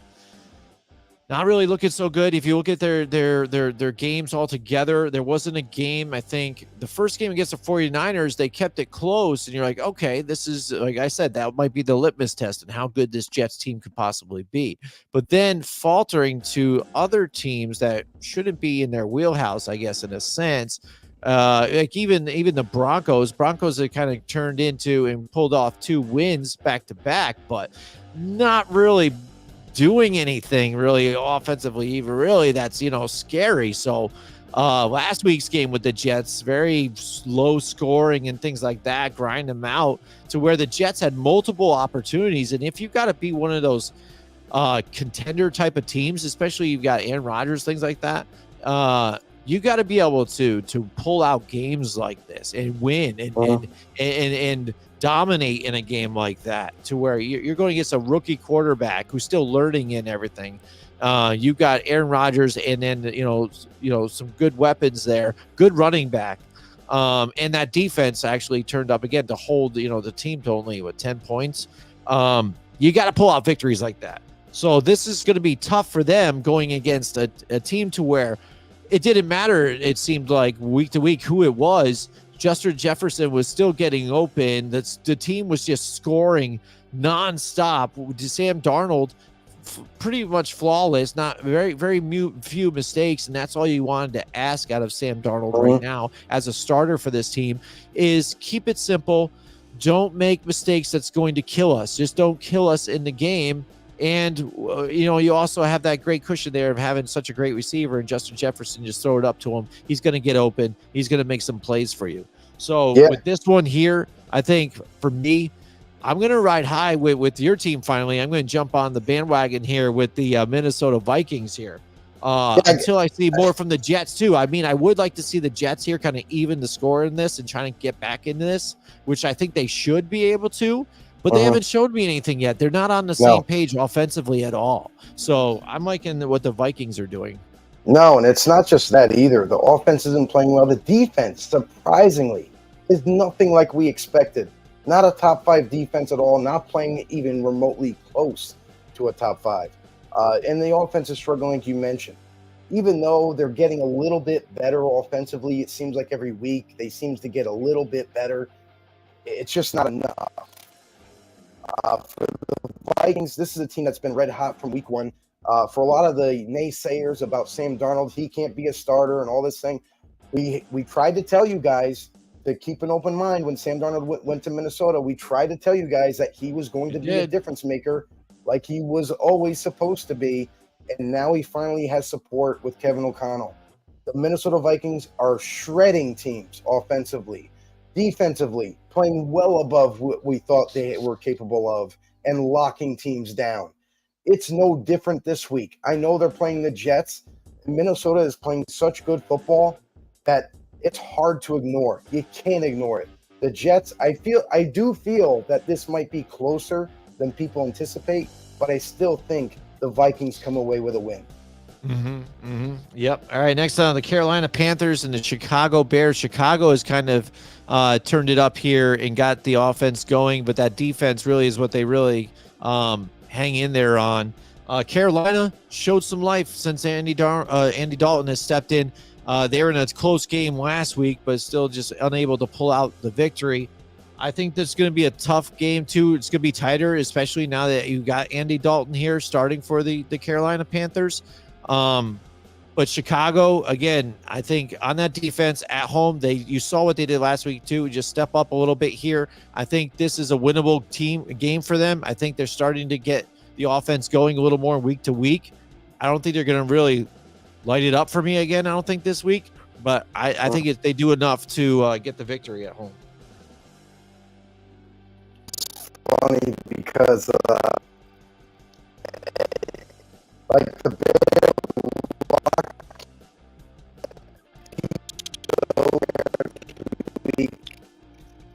defense, definitely a team that is playing at a high level, especially on the other hand. Even though he had a couple of nice plays in that game, I gotta say he still struggled throughout the first half or so of football. So I'm not buying it. I think that Chicago's still going to continue to struggle, especially offensively. The Carolina Panthers, hey, who knew? They just need to make a quarterback change, and this team was going to be something special Right. already. I mean, yeah, they destroyed the Raiders. They made them look bad in their own turf. And with a consummate veteran at the quarterback position, like Andy Dalton, who has that experience, he's just doing what he needs to do. Distribute the football to the open players and let them make plays afterwards. Xavier Legette, one of the rookie wide receivers we told you guys to watch out for, is now becoming a big part of this offense and is going to be dangerous for the continuing season. Panthers, they're going to come in a little bit banged up, but nobody's going to be really missing the game that much. So Deontay Johnson obviously is a little banged up this week. He didn't practice as of today, but I look for him to kind of get better as the week goes. I got the Panthers in this one, guys. Red Rifle strikes again and gets another win for the Carolina Panthers. I'm happy when I'm playing. Nice. All right. So next we got the Baltimore Ravens and the Cincinnati Bengals. Bengals actually putting some points up and scoring again, but this was that game that I said that was closer than it should have been. They played Andy Dalton and the Carolina Panthers, and there was a time in this where, oh boy, I mean, the Cincinnati better pull this one out, and they did, and luckily it was just because they were playing the Panthers. They're going to have a tougher time here. For some reason, again, this Cincinnati team isn't connecting here and running on all cylinders. It just doesn't look the same. And Baltimore, I think, is starting to hit their stride again. It's not like they were struggling early on. They played a lot of tough teams, but they get in that mode where we've said where they kind of get ahead too, and then they kind of back off a little bit here or something, feel comfortable in that win, and then they allow teams back in. They almost did it last week. Week before last, they did it, with the Cowboys. They can't do it here with the Cincinnati Bengals because they will get them here. But I feel confident in what the offense has been doing here with the Baltimore Ravens and that defense, where early on they struggled at times. Even Marlon Humphrey made a few mistakes here and there, but seems like now with Kyle Hamilton and those guys, it seems like they're really gelling again and kind of get back to what they do, and that's Ravens' tough defense. So I like the Ravens in this one. We talk about the Ravens, the run game. That's the real reason why the team played so much better. Oh, you look at Derrick Henry running through people, having that huge yards for gain. Like this guy is a amazing running back, and it's funny because he doesn't look fast, but he's extremely fast for his size.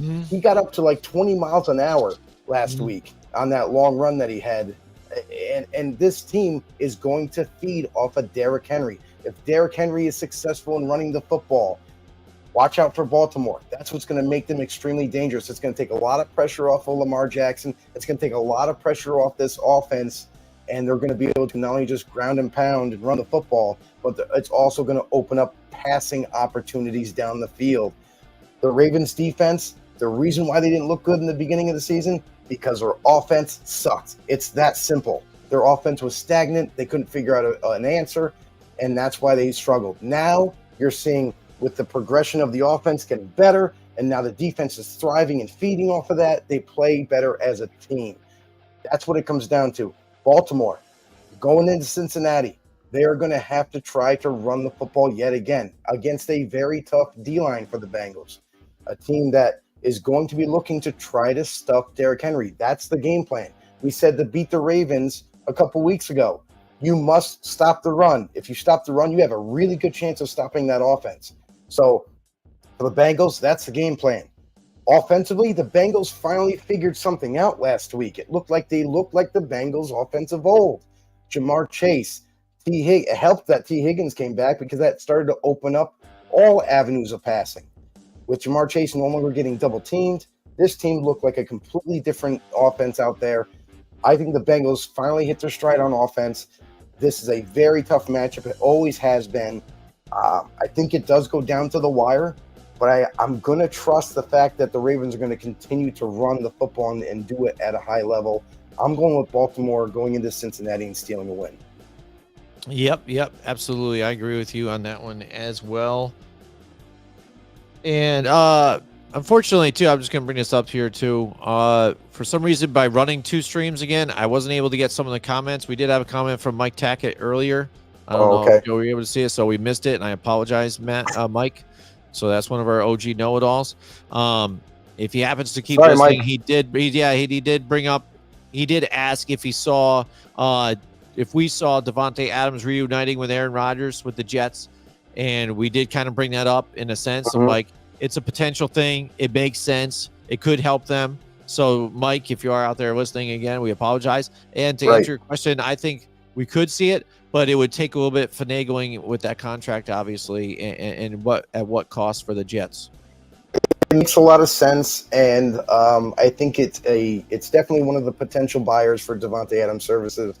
It does make sense. I think they could make it work financially. They're one of the few teams that have the ability to probably make it work. That doesn't have necessarily a ton of cap space, but I think they have enough. So it'll be interesting to see the battle that is going to happen between like a bidding war for several other teams that are already. That list could extend if it's going into next week, which it sounds like it's going to. I know the Raiders and Adams both want to get the trade done as soon as possible, but it seems like Raiders are going to take their time a little bit longer before they make a decision. All right, here we go. Now moving on to the games again. We've got the Miami Dolphins, and the New England Patriots. Let me say, a barn burner. Yeah, and let me say this now. Who would have ever expected that if you take Tua Tagovailoa out of the mix, that Miami would be this bad? Right, Joe?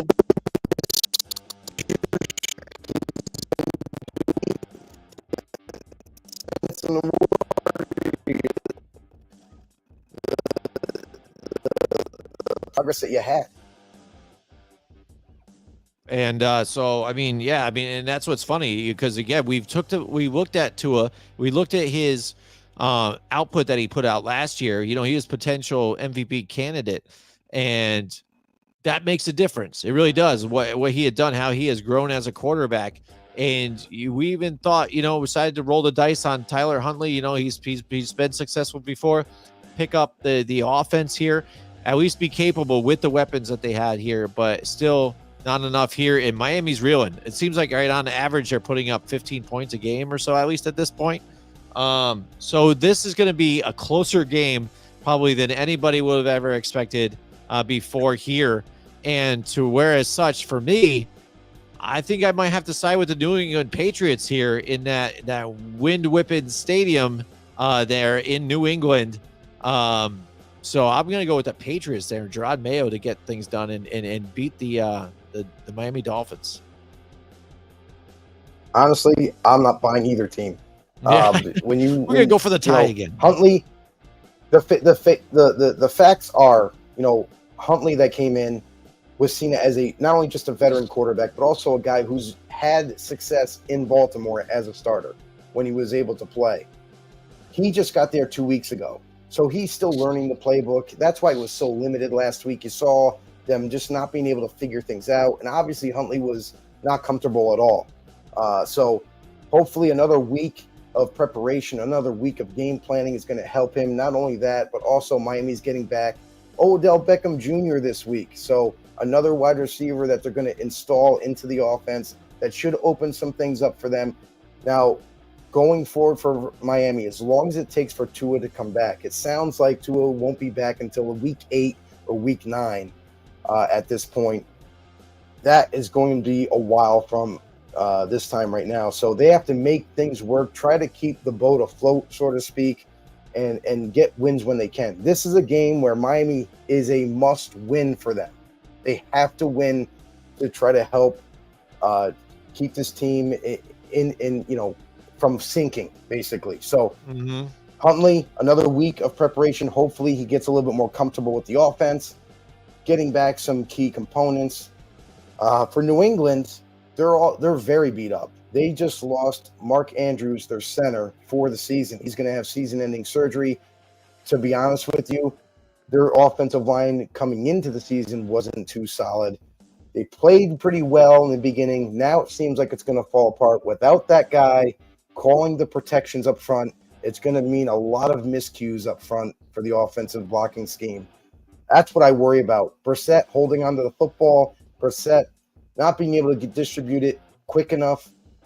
I feel like both teams, it's going to be a dismal game to watch. Don't watch this game, by the way. I don't care if you're a Dolphins fan and a Patriots fan. Just don't watch this game. It's going to be a tough one to watch. So that all being said, I just like the roster better for Miami. I'm going to give Huntley one other shot to kind of show people that, he's not too far gone from playing quarterback. Maybe he gets a little bit more comfortable. I'm going to go with the Miami Dolphins in this one, just based off of roster.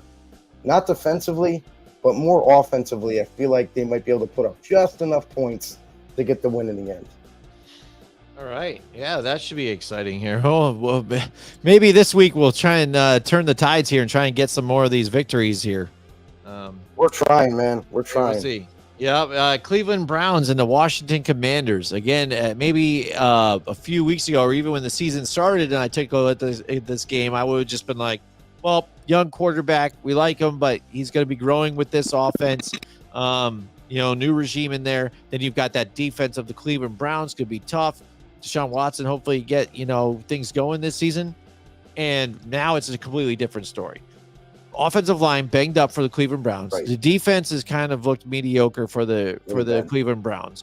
Deshaun Watson, again, has done okay, but again, seems like not on the same page with these guys or something like that. Can't get Amari Cooper, like you said. It seems like nobody's getting open or something. Like, what's going on? Can't Weird. get it out to these guys. On the other hand, Washington, it seemed like all of a sudden, right after they played the Giants and they got stuffed in the red zone so many times, kicking all field goals, all of a sudden there was a conversation had in the locker room or something, and they flipped the switch or something like that, or they finally unleashed Jaden Daniels, and then maybe that's really what it was. Like, here, it took the training wheels off and said, "Here you go, kid, let's go."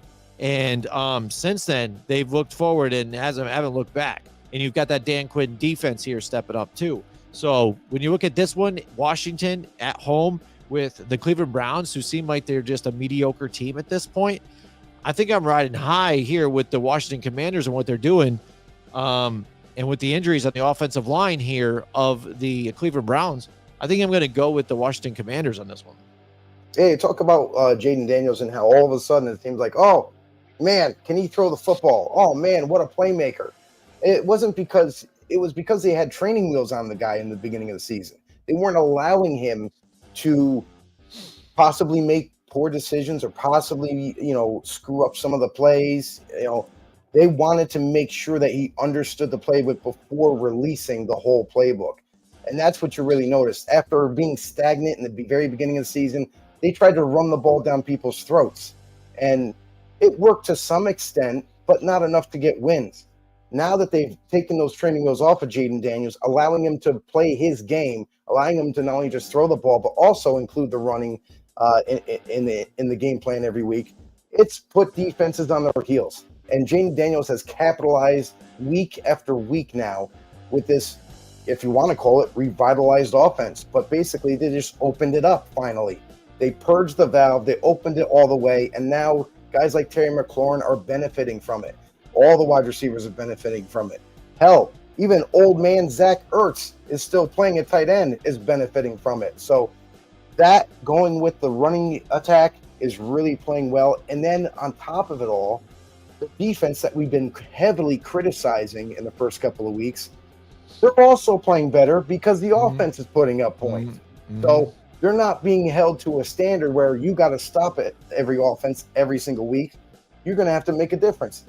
Washington is now becoming and actually being seen right now as one of these top NFC East teams to watch out for. Despite Jaden Daniels being a rookie, hell, me and Jim knew it from day one when we watched him in college. We told you guys that Jaden Daniels is not only just going to be a really good quarterback, he's going to be a phenomenal quarterback for the foreseeable future. And it's already starting in his rookie year. Washington, there's no doubt about it. I have to go with Washington Commanders in this one because they are playing so much better offensively, and in turn, defense is starting to rise up. It's an easy one for me. All right, shout out to Carmen Jackson. What's up, Carmen? Carmen, hey, what's up? She says, hi, guys. Hey, what's up? Leaves a comment here. Go ahead. make some picks here. Let us know what you got to say here in this one. Hashtag know-it-alls. All right. Yeah, thanks for tuning in. Yeah, definitely. Yeah, you showed up a little late, but hey, go back and watch the rest of it too, just All in good. case you All missed good. it. The Indianapolis Colts now, Jacksonville Jaguars. Jacksonville is a dumpster We fire. have to pick this game. And again, what's funny now is I think let's even do a selfless plug here. Points on the board was on and without us, this week, and they had I think it was Bill Ross, I think, joining them, and they talked about some of the young quarterbacks and even the miscues of some of the wrong young quarterbacks, and are they getting rushed ahead too quick and things like that.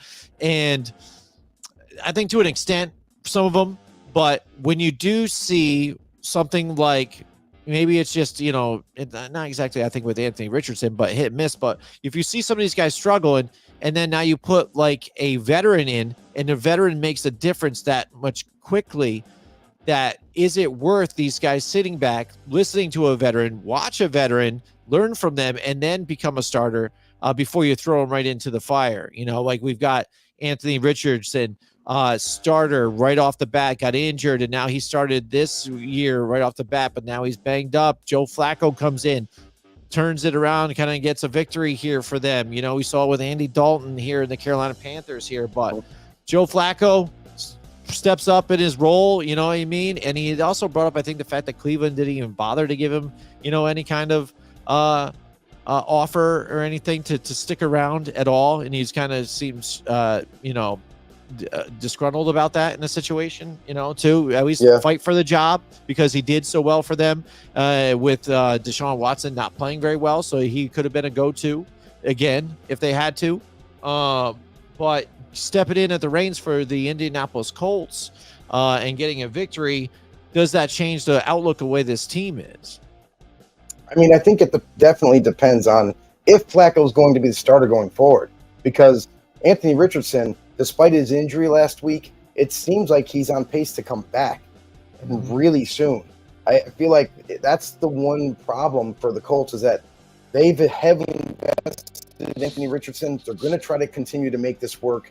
And unless his injury keeps him out, that's the only way I see Flacco staying in. Obviously, if it gets to the point where they're out of the playoff race, because let's face it, the Colts are still, they're just like any other team. They're all vying for that playoff spot, all still trying to get there. Once they know that they don't have a shot, then maybe they put Flacco in for the remainder of the season. But when it doesn't matter, though. So Richardson, unless he's deemed out for the year, I still think it's Richardson's team. As much as I disagree, and I think Flacco should be the starter because he gives him the best chance to win.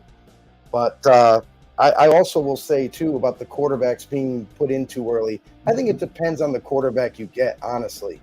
We already knew when Jaden Daniels got drafted, he not only deserved to be the starter right away, but also was able to handle it because he was ready. A lot of these quarterbacks now that are being drafted, especially high, a lot of them are already NFL ready to go.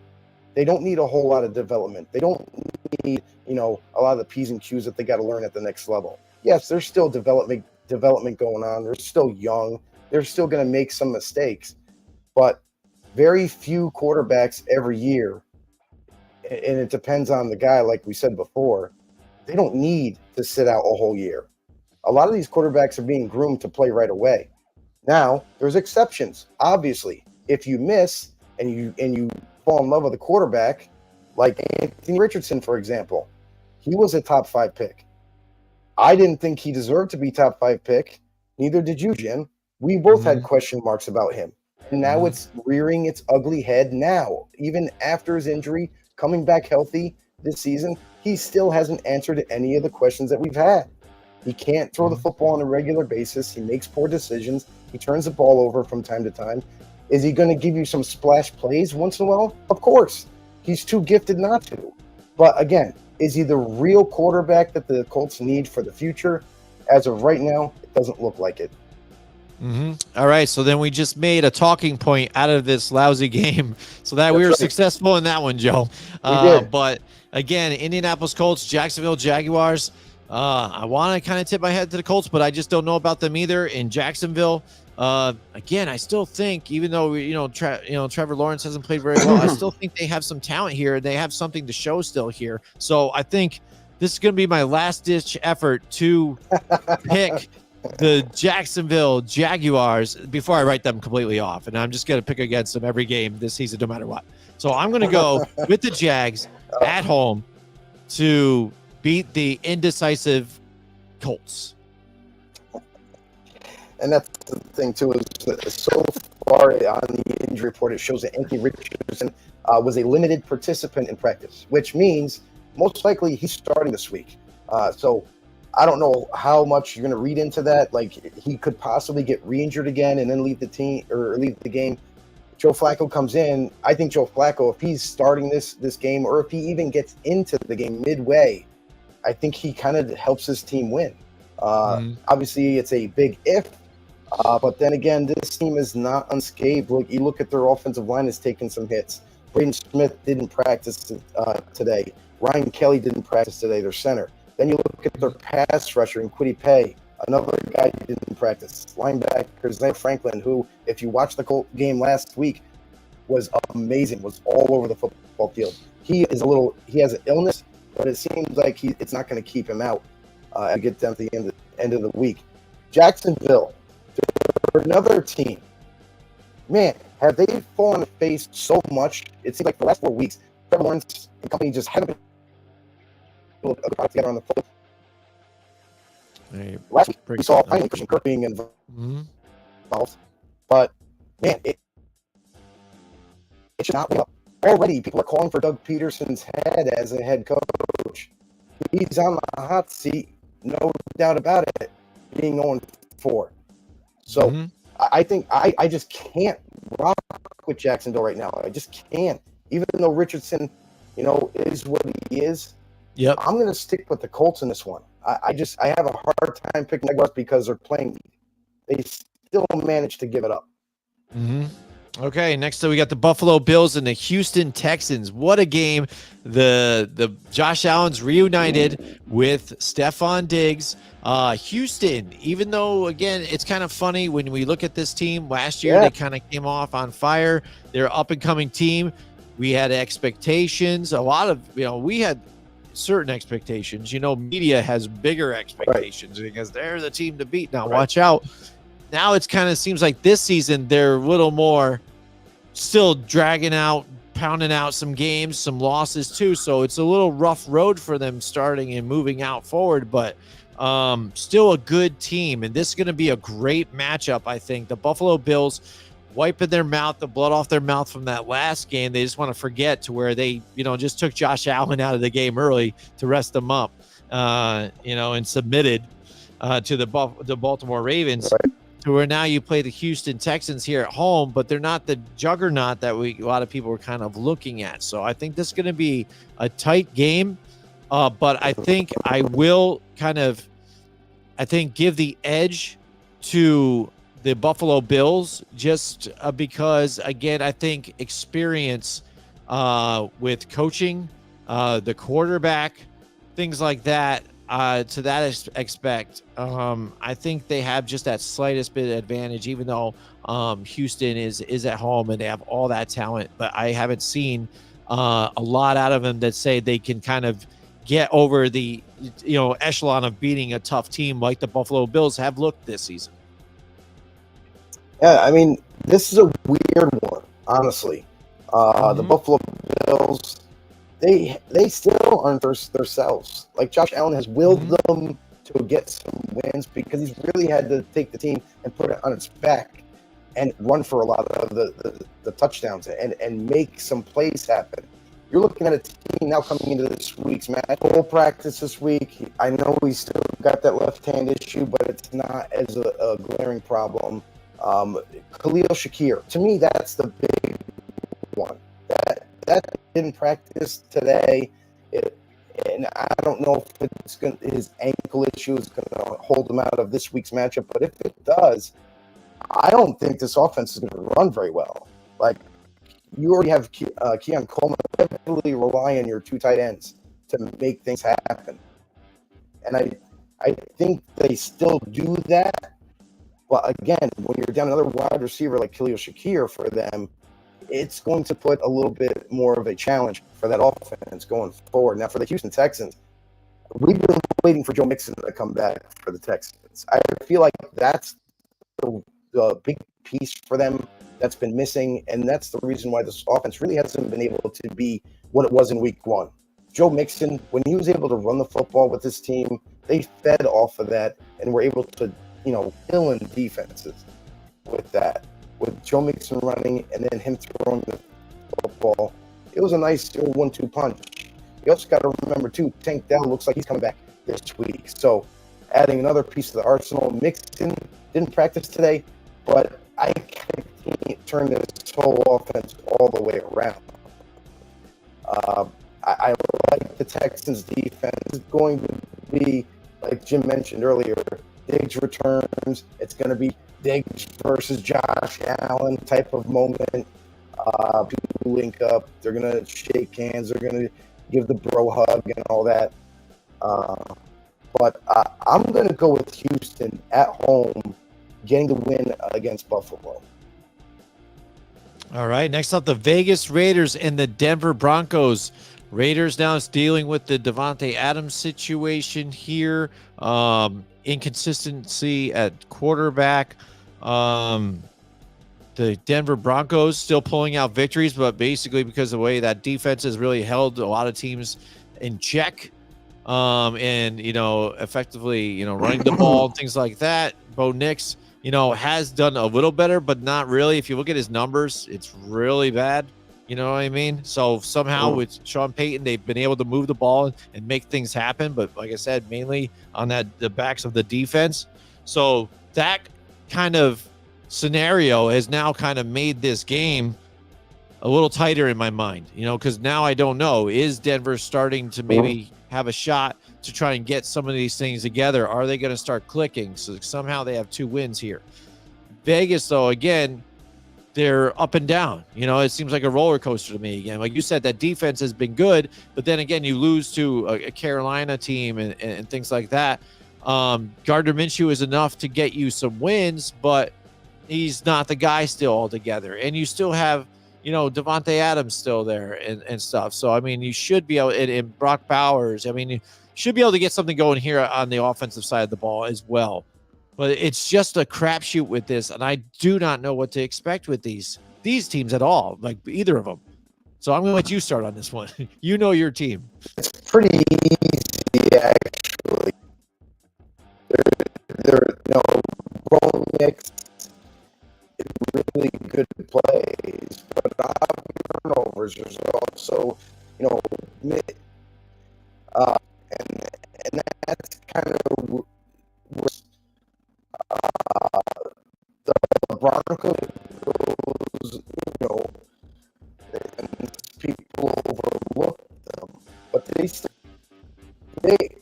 2 teams are Raiders have a much better defense. They have way more weapons.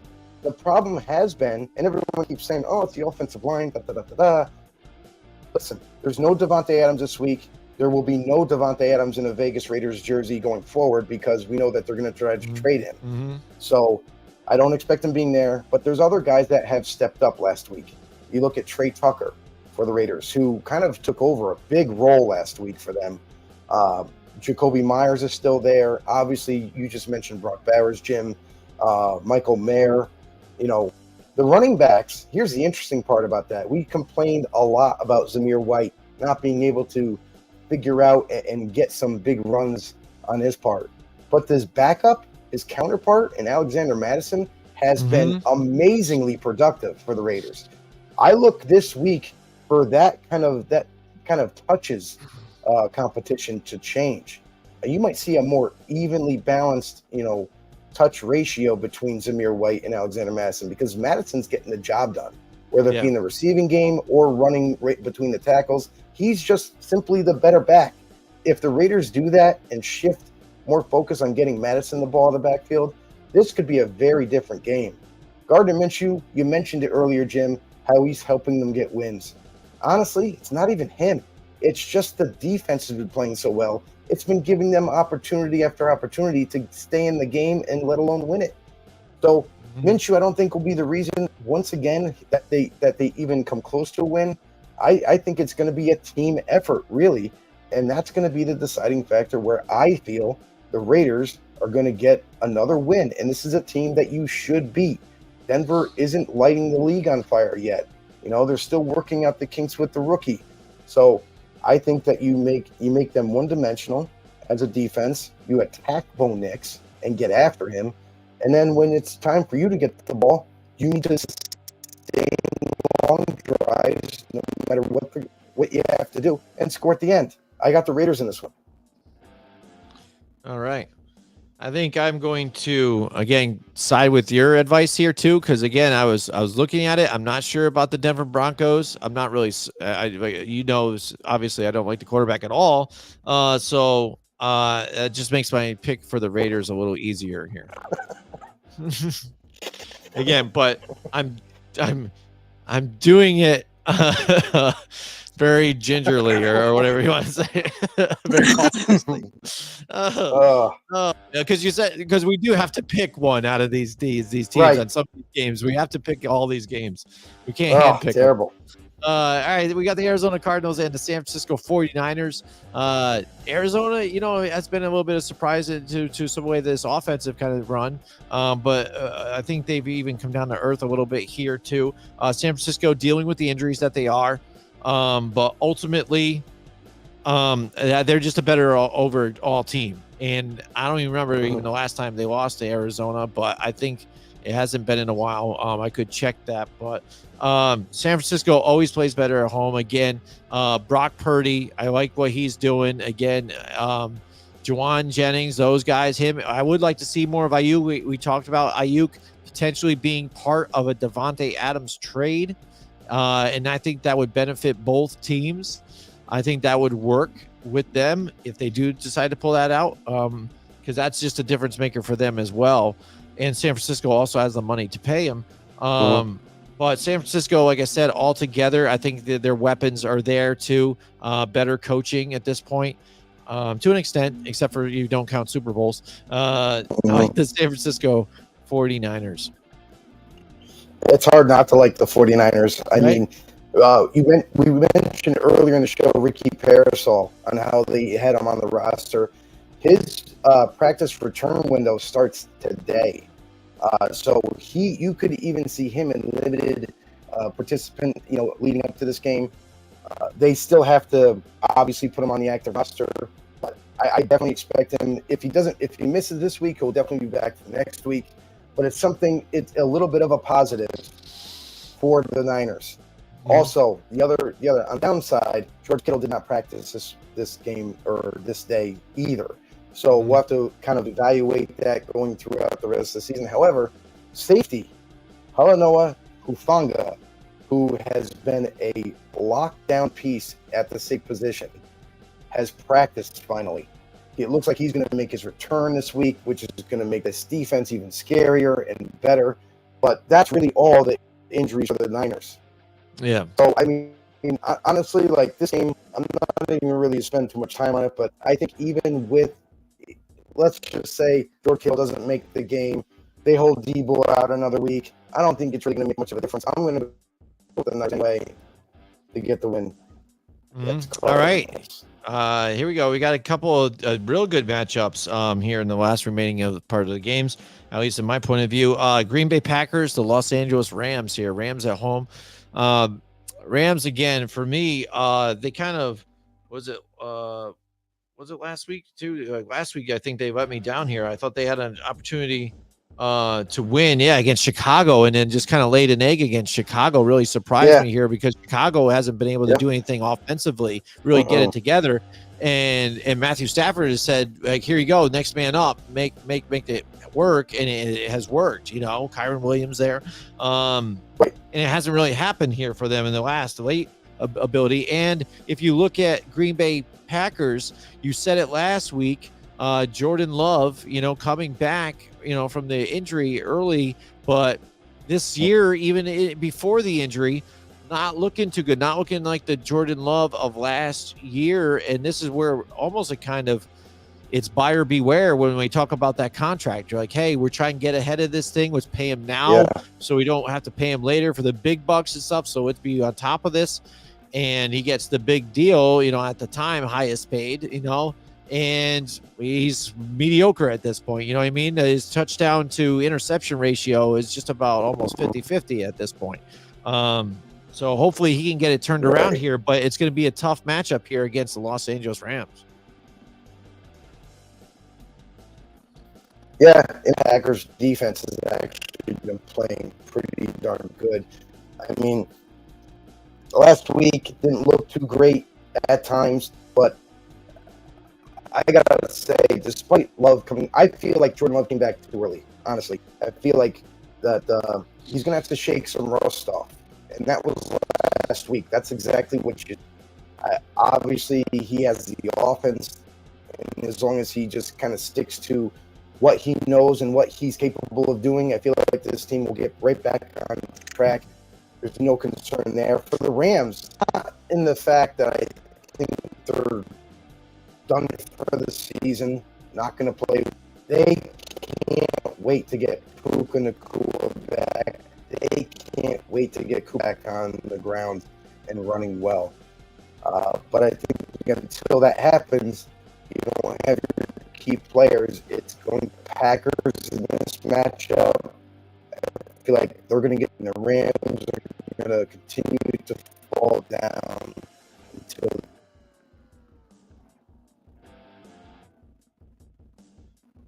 All right. Yeah. So, I mean, this is going to be a tough one to pick here. Again, this is tough because I think this is going to be a really close game. But you know what? I think I'm going to go with the Green Bay Packers here, I guess, just because of health issues, I guess, to this extent. And like you said, potentially Jordan Love being able to get back to where he was, and you've got Josh Jacobs to run the rock to on top of it too. If they play it safe and able to effectively run the ball, I think that would help them out tremendously.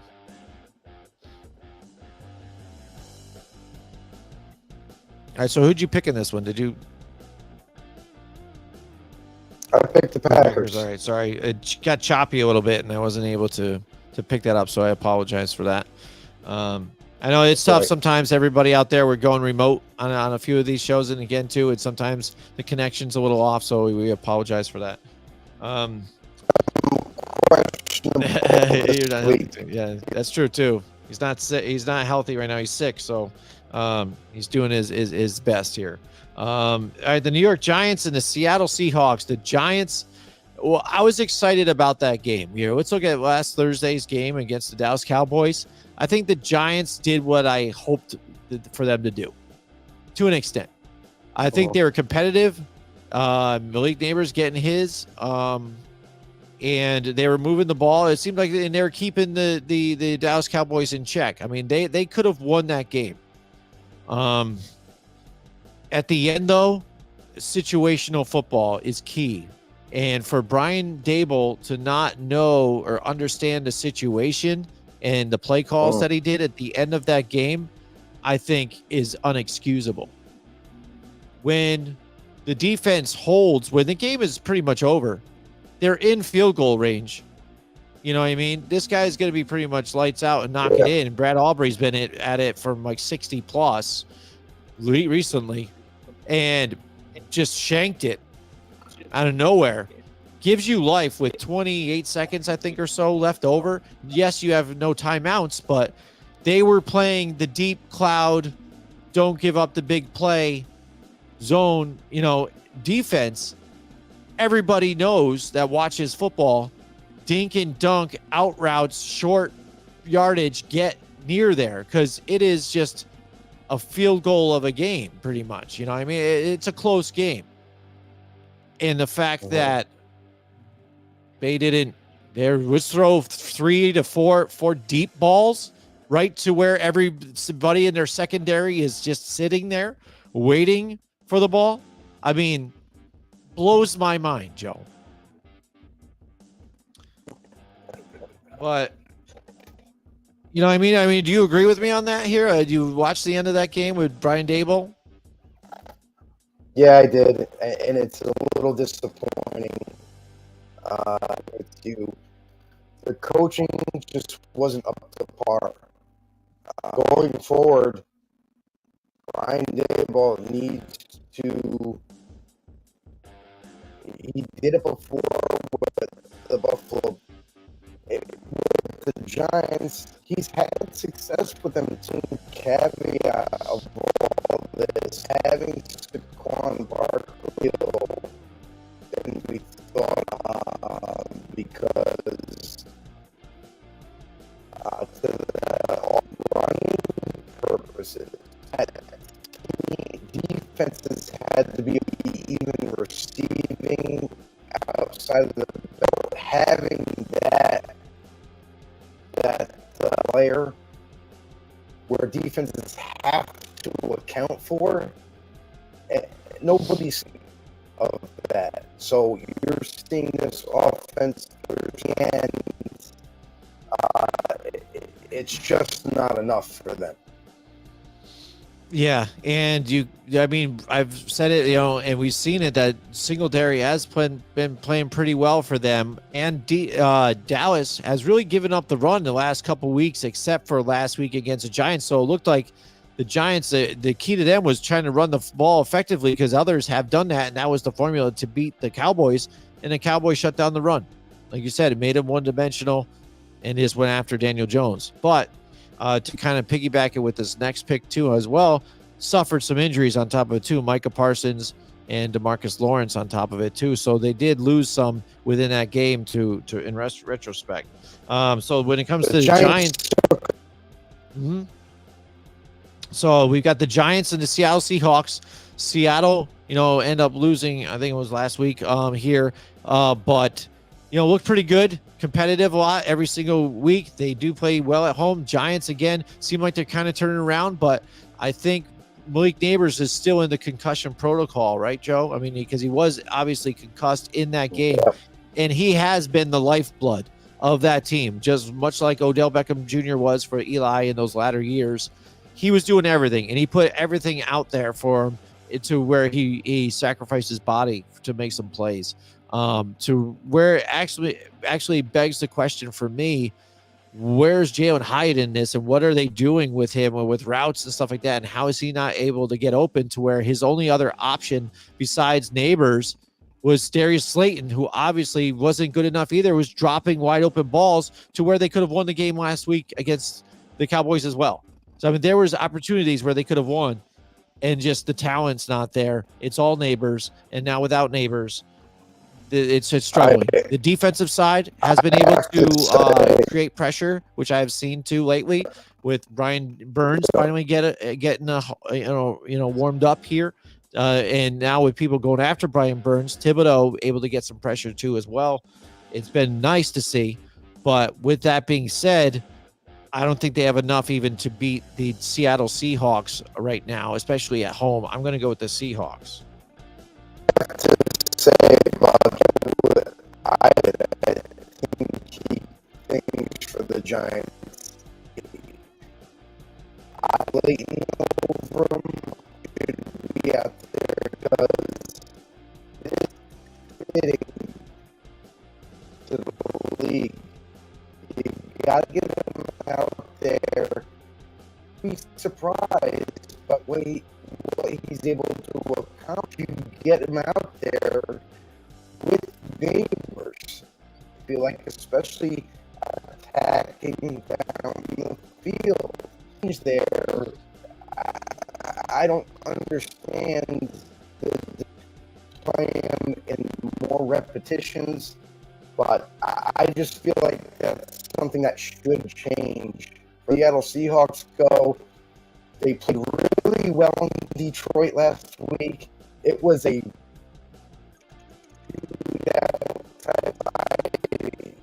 honestly. And kudos to both teams. I feel like Seattle and Detroit played stellar. Yeah. And it wasn't, you look at that score and you're like, defensively they both kind of sucked. I don't think Yeah, so. I just but think that both teams were playing so well that it was hard to stop either one. So with that being said, Seattle returning back home with this one, I think Seattle is just a better team all around. I think Seattle gets the win. all right, here now, as I touched with Dallas facing injuries here to go into Pittsburgh and get a victory here. That defense looks still really good for the Pittsburgh Steelers. But again, I think how long, basically for the question here for the Pittsburgh Steelers is well, we already kind of know this, I guess, in our aspect, because we broke this down a few different times and given our opinion on the Justin Fields situation. So it's borrowed time, but some people, again, want to question the fact that, hey, again, they've got their starter here moving on. He's a young guy. They can work on this. But we're looking at it on our aspect. It's borrowed time, and now is the time ticking down to where they're waiting for Russell Wilson to get back and start him as soon as they can. Yeah, and that's the thing too. Is like right now on the participant finally practicing with that calf injury, but it seems like he's healthy enough to come back. Now it seems like he's healthier. He's ready to go. Russell Wilson can do right now, because if he's able to come in and distribute the football and make the offense run way better than what Fields could ever do, then why not just make the switch? Like, why hold it off? Because if Russell Wilson can play at a higher level and propel your offense to be at a higher level, then you already have the defense to back up. That you're just going to make the team overall better. So why wait?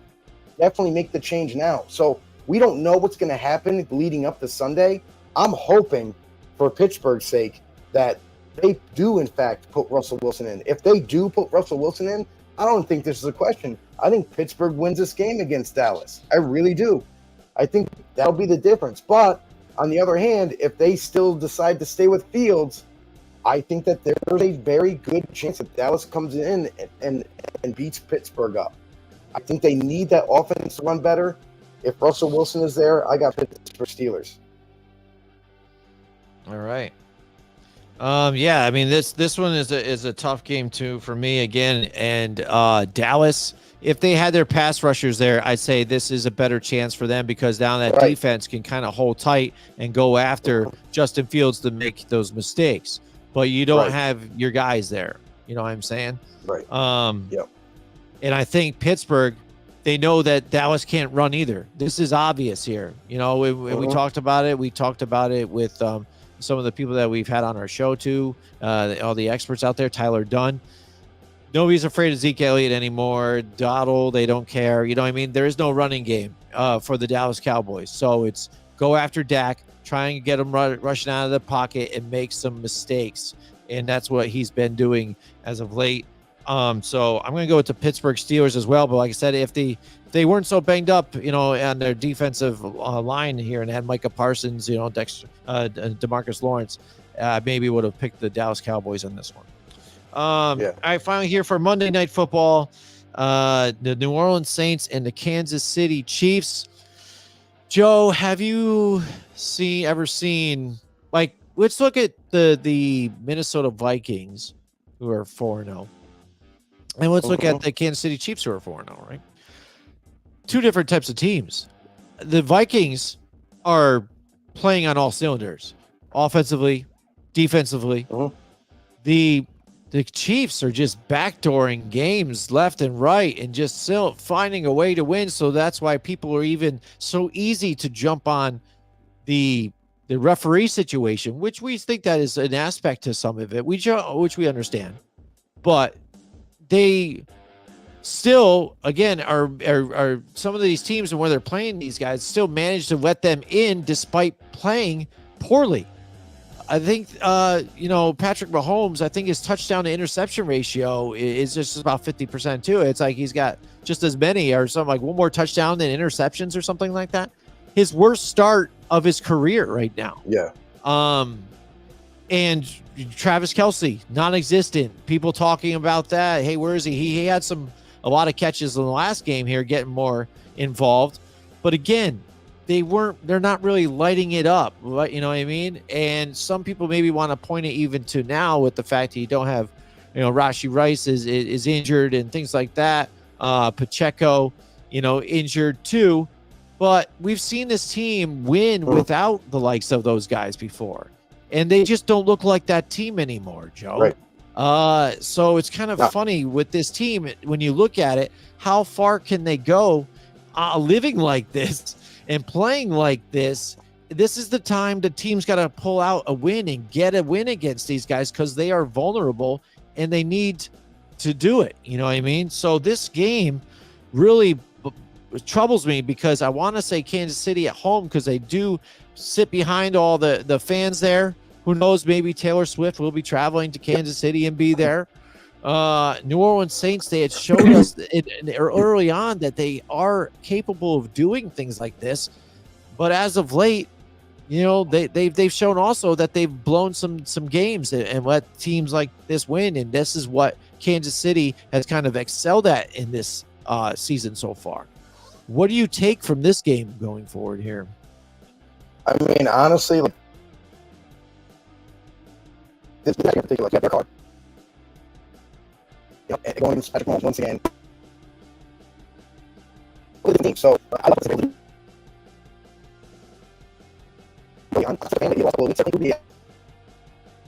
They've been calling for a run-heavy offense, and that's not what works for this team. Really, what works is when they're balanced. They're so much more dangerous. We saw that in the first 2 weeks of the season for the Saints. Hopefully, they change their ways into this week because they're going to need to. When you play against the Chiefs, you mentioned before how they find a win. They just find a way to win. Now, so that is from the referee somehow, but and it's what they do.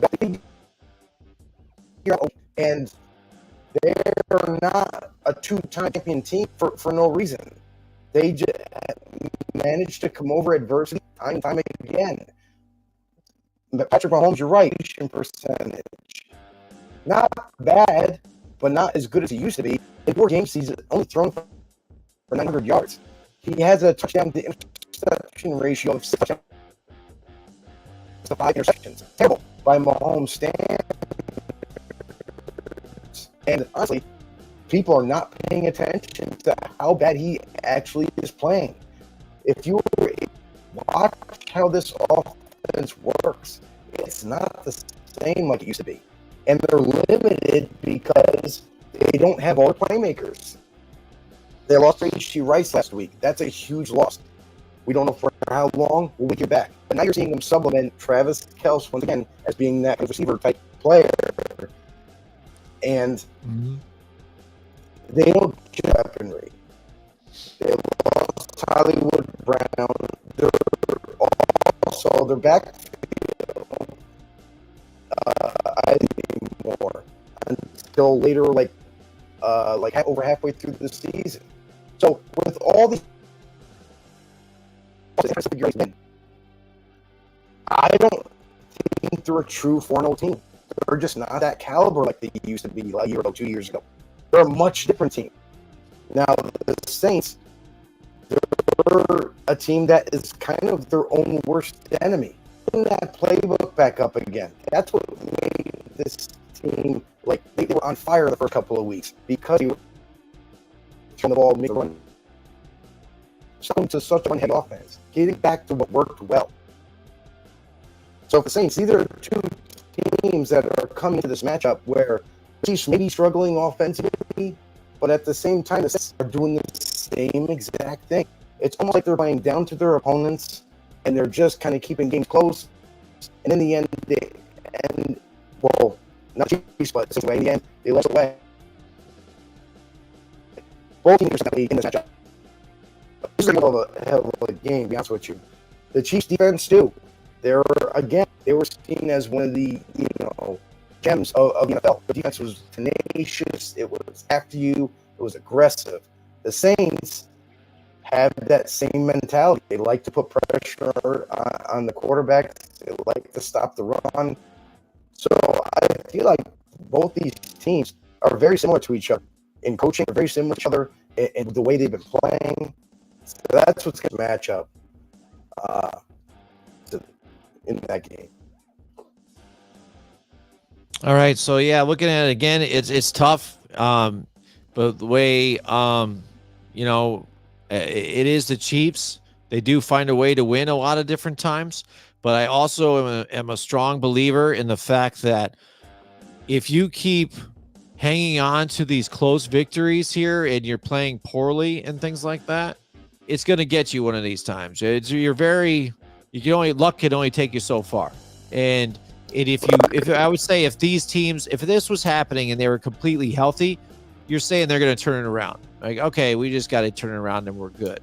But the fact that they don't have Isaiah Pacheco there, I mean, Steele looks really good for them, but I mean, it's not like the dynamic, ability, that they have if they had both of them, and then again, you got, Mecole Hardman at wide receiver, things like that. And Patrick Mahomes is playing poorly right now. So I think this is one of those games to where this is a team I think that has the capability to beat them and kind of, shock them into it and get that one of those losses. Because again, it's Kansas City due for one of those losses, and I think it's one of these teams here that I think defensively they can get it done here, and offensively I think they've got enough to contend with Chris Jones and Nick Bolton and things like that, that to where they can get the ball moving here, especially if they get Alvin Kamara in, like you said, with the running game, but then also get him out in some passing routes, mix them up a little bit here. So I'm going to go with the Saints. They're all right, Joe. Even running with Steele anymore. Honestly, they're going with Kareem Hunt, who they just recently acquired. He looks pretty good. Instead, like, that's definitely going to give them a little bit of a.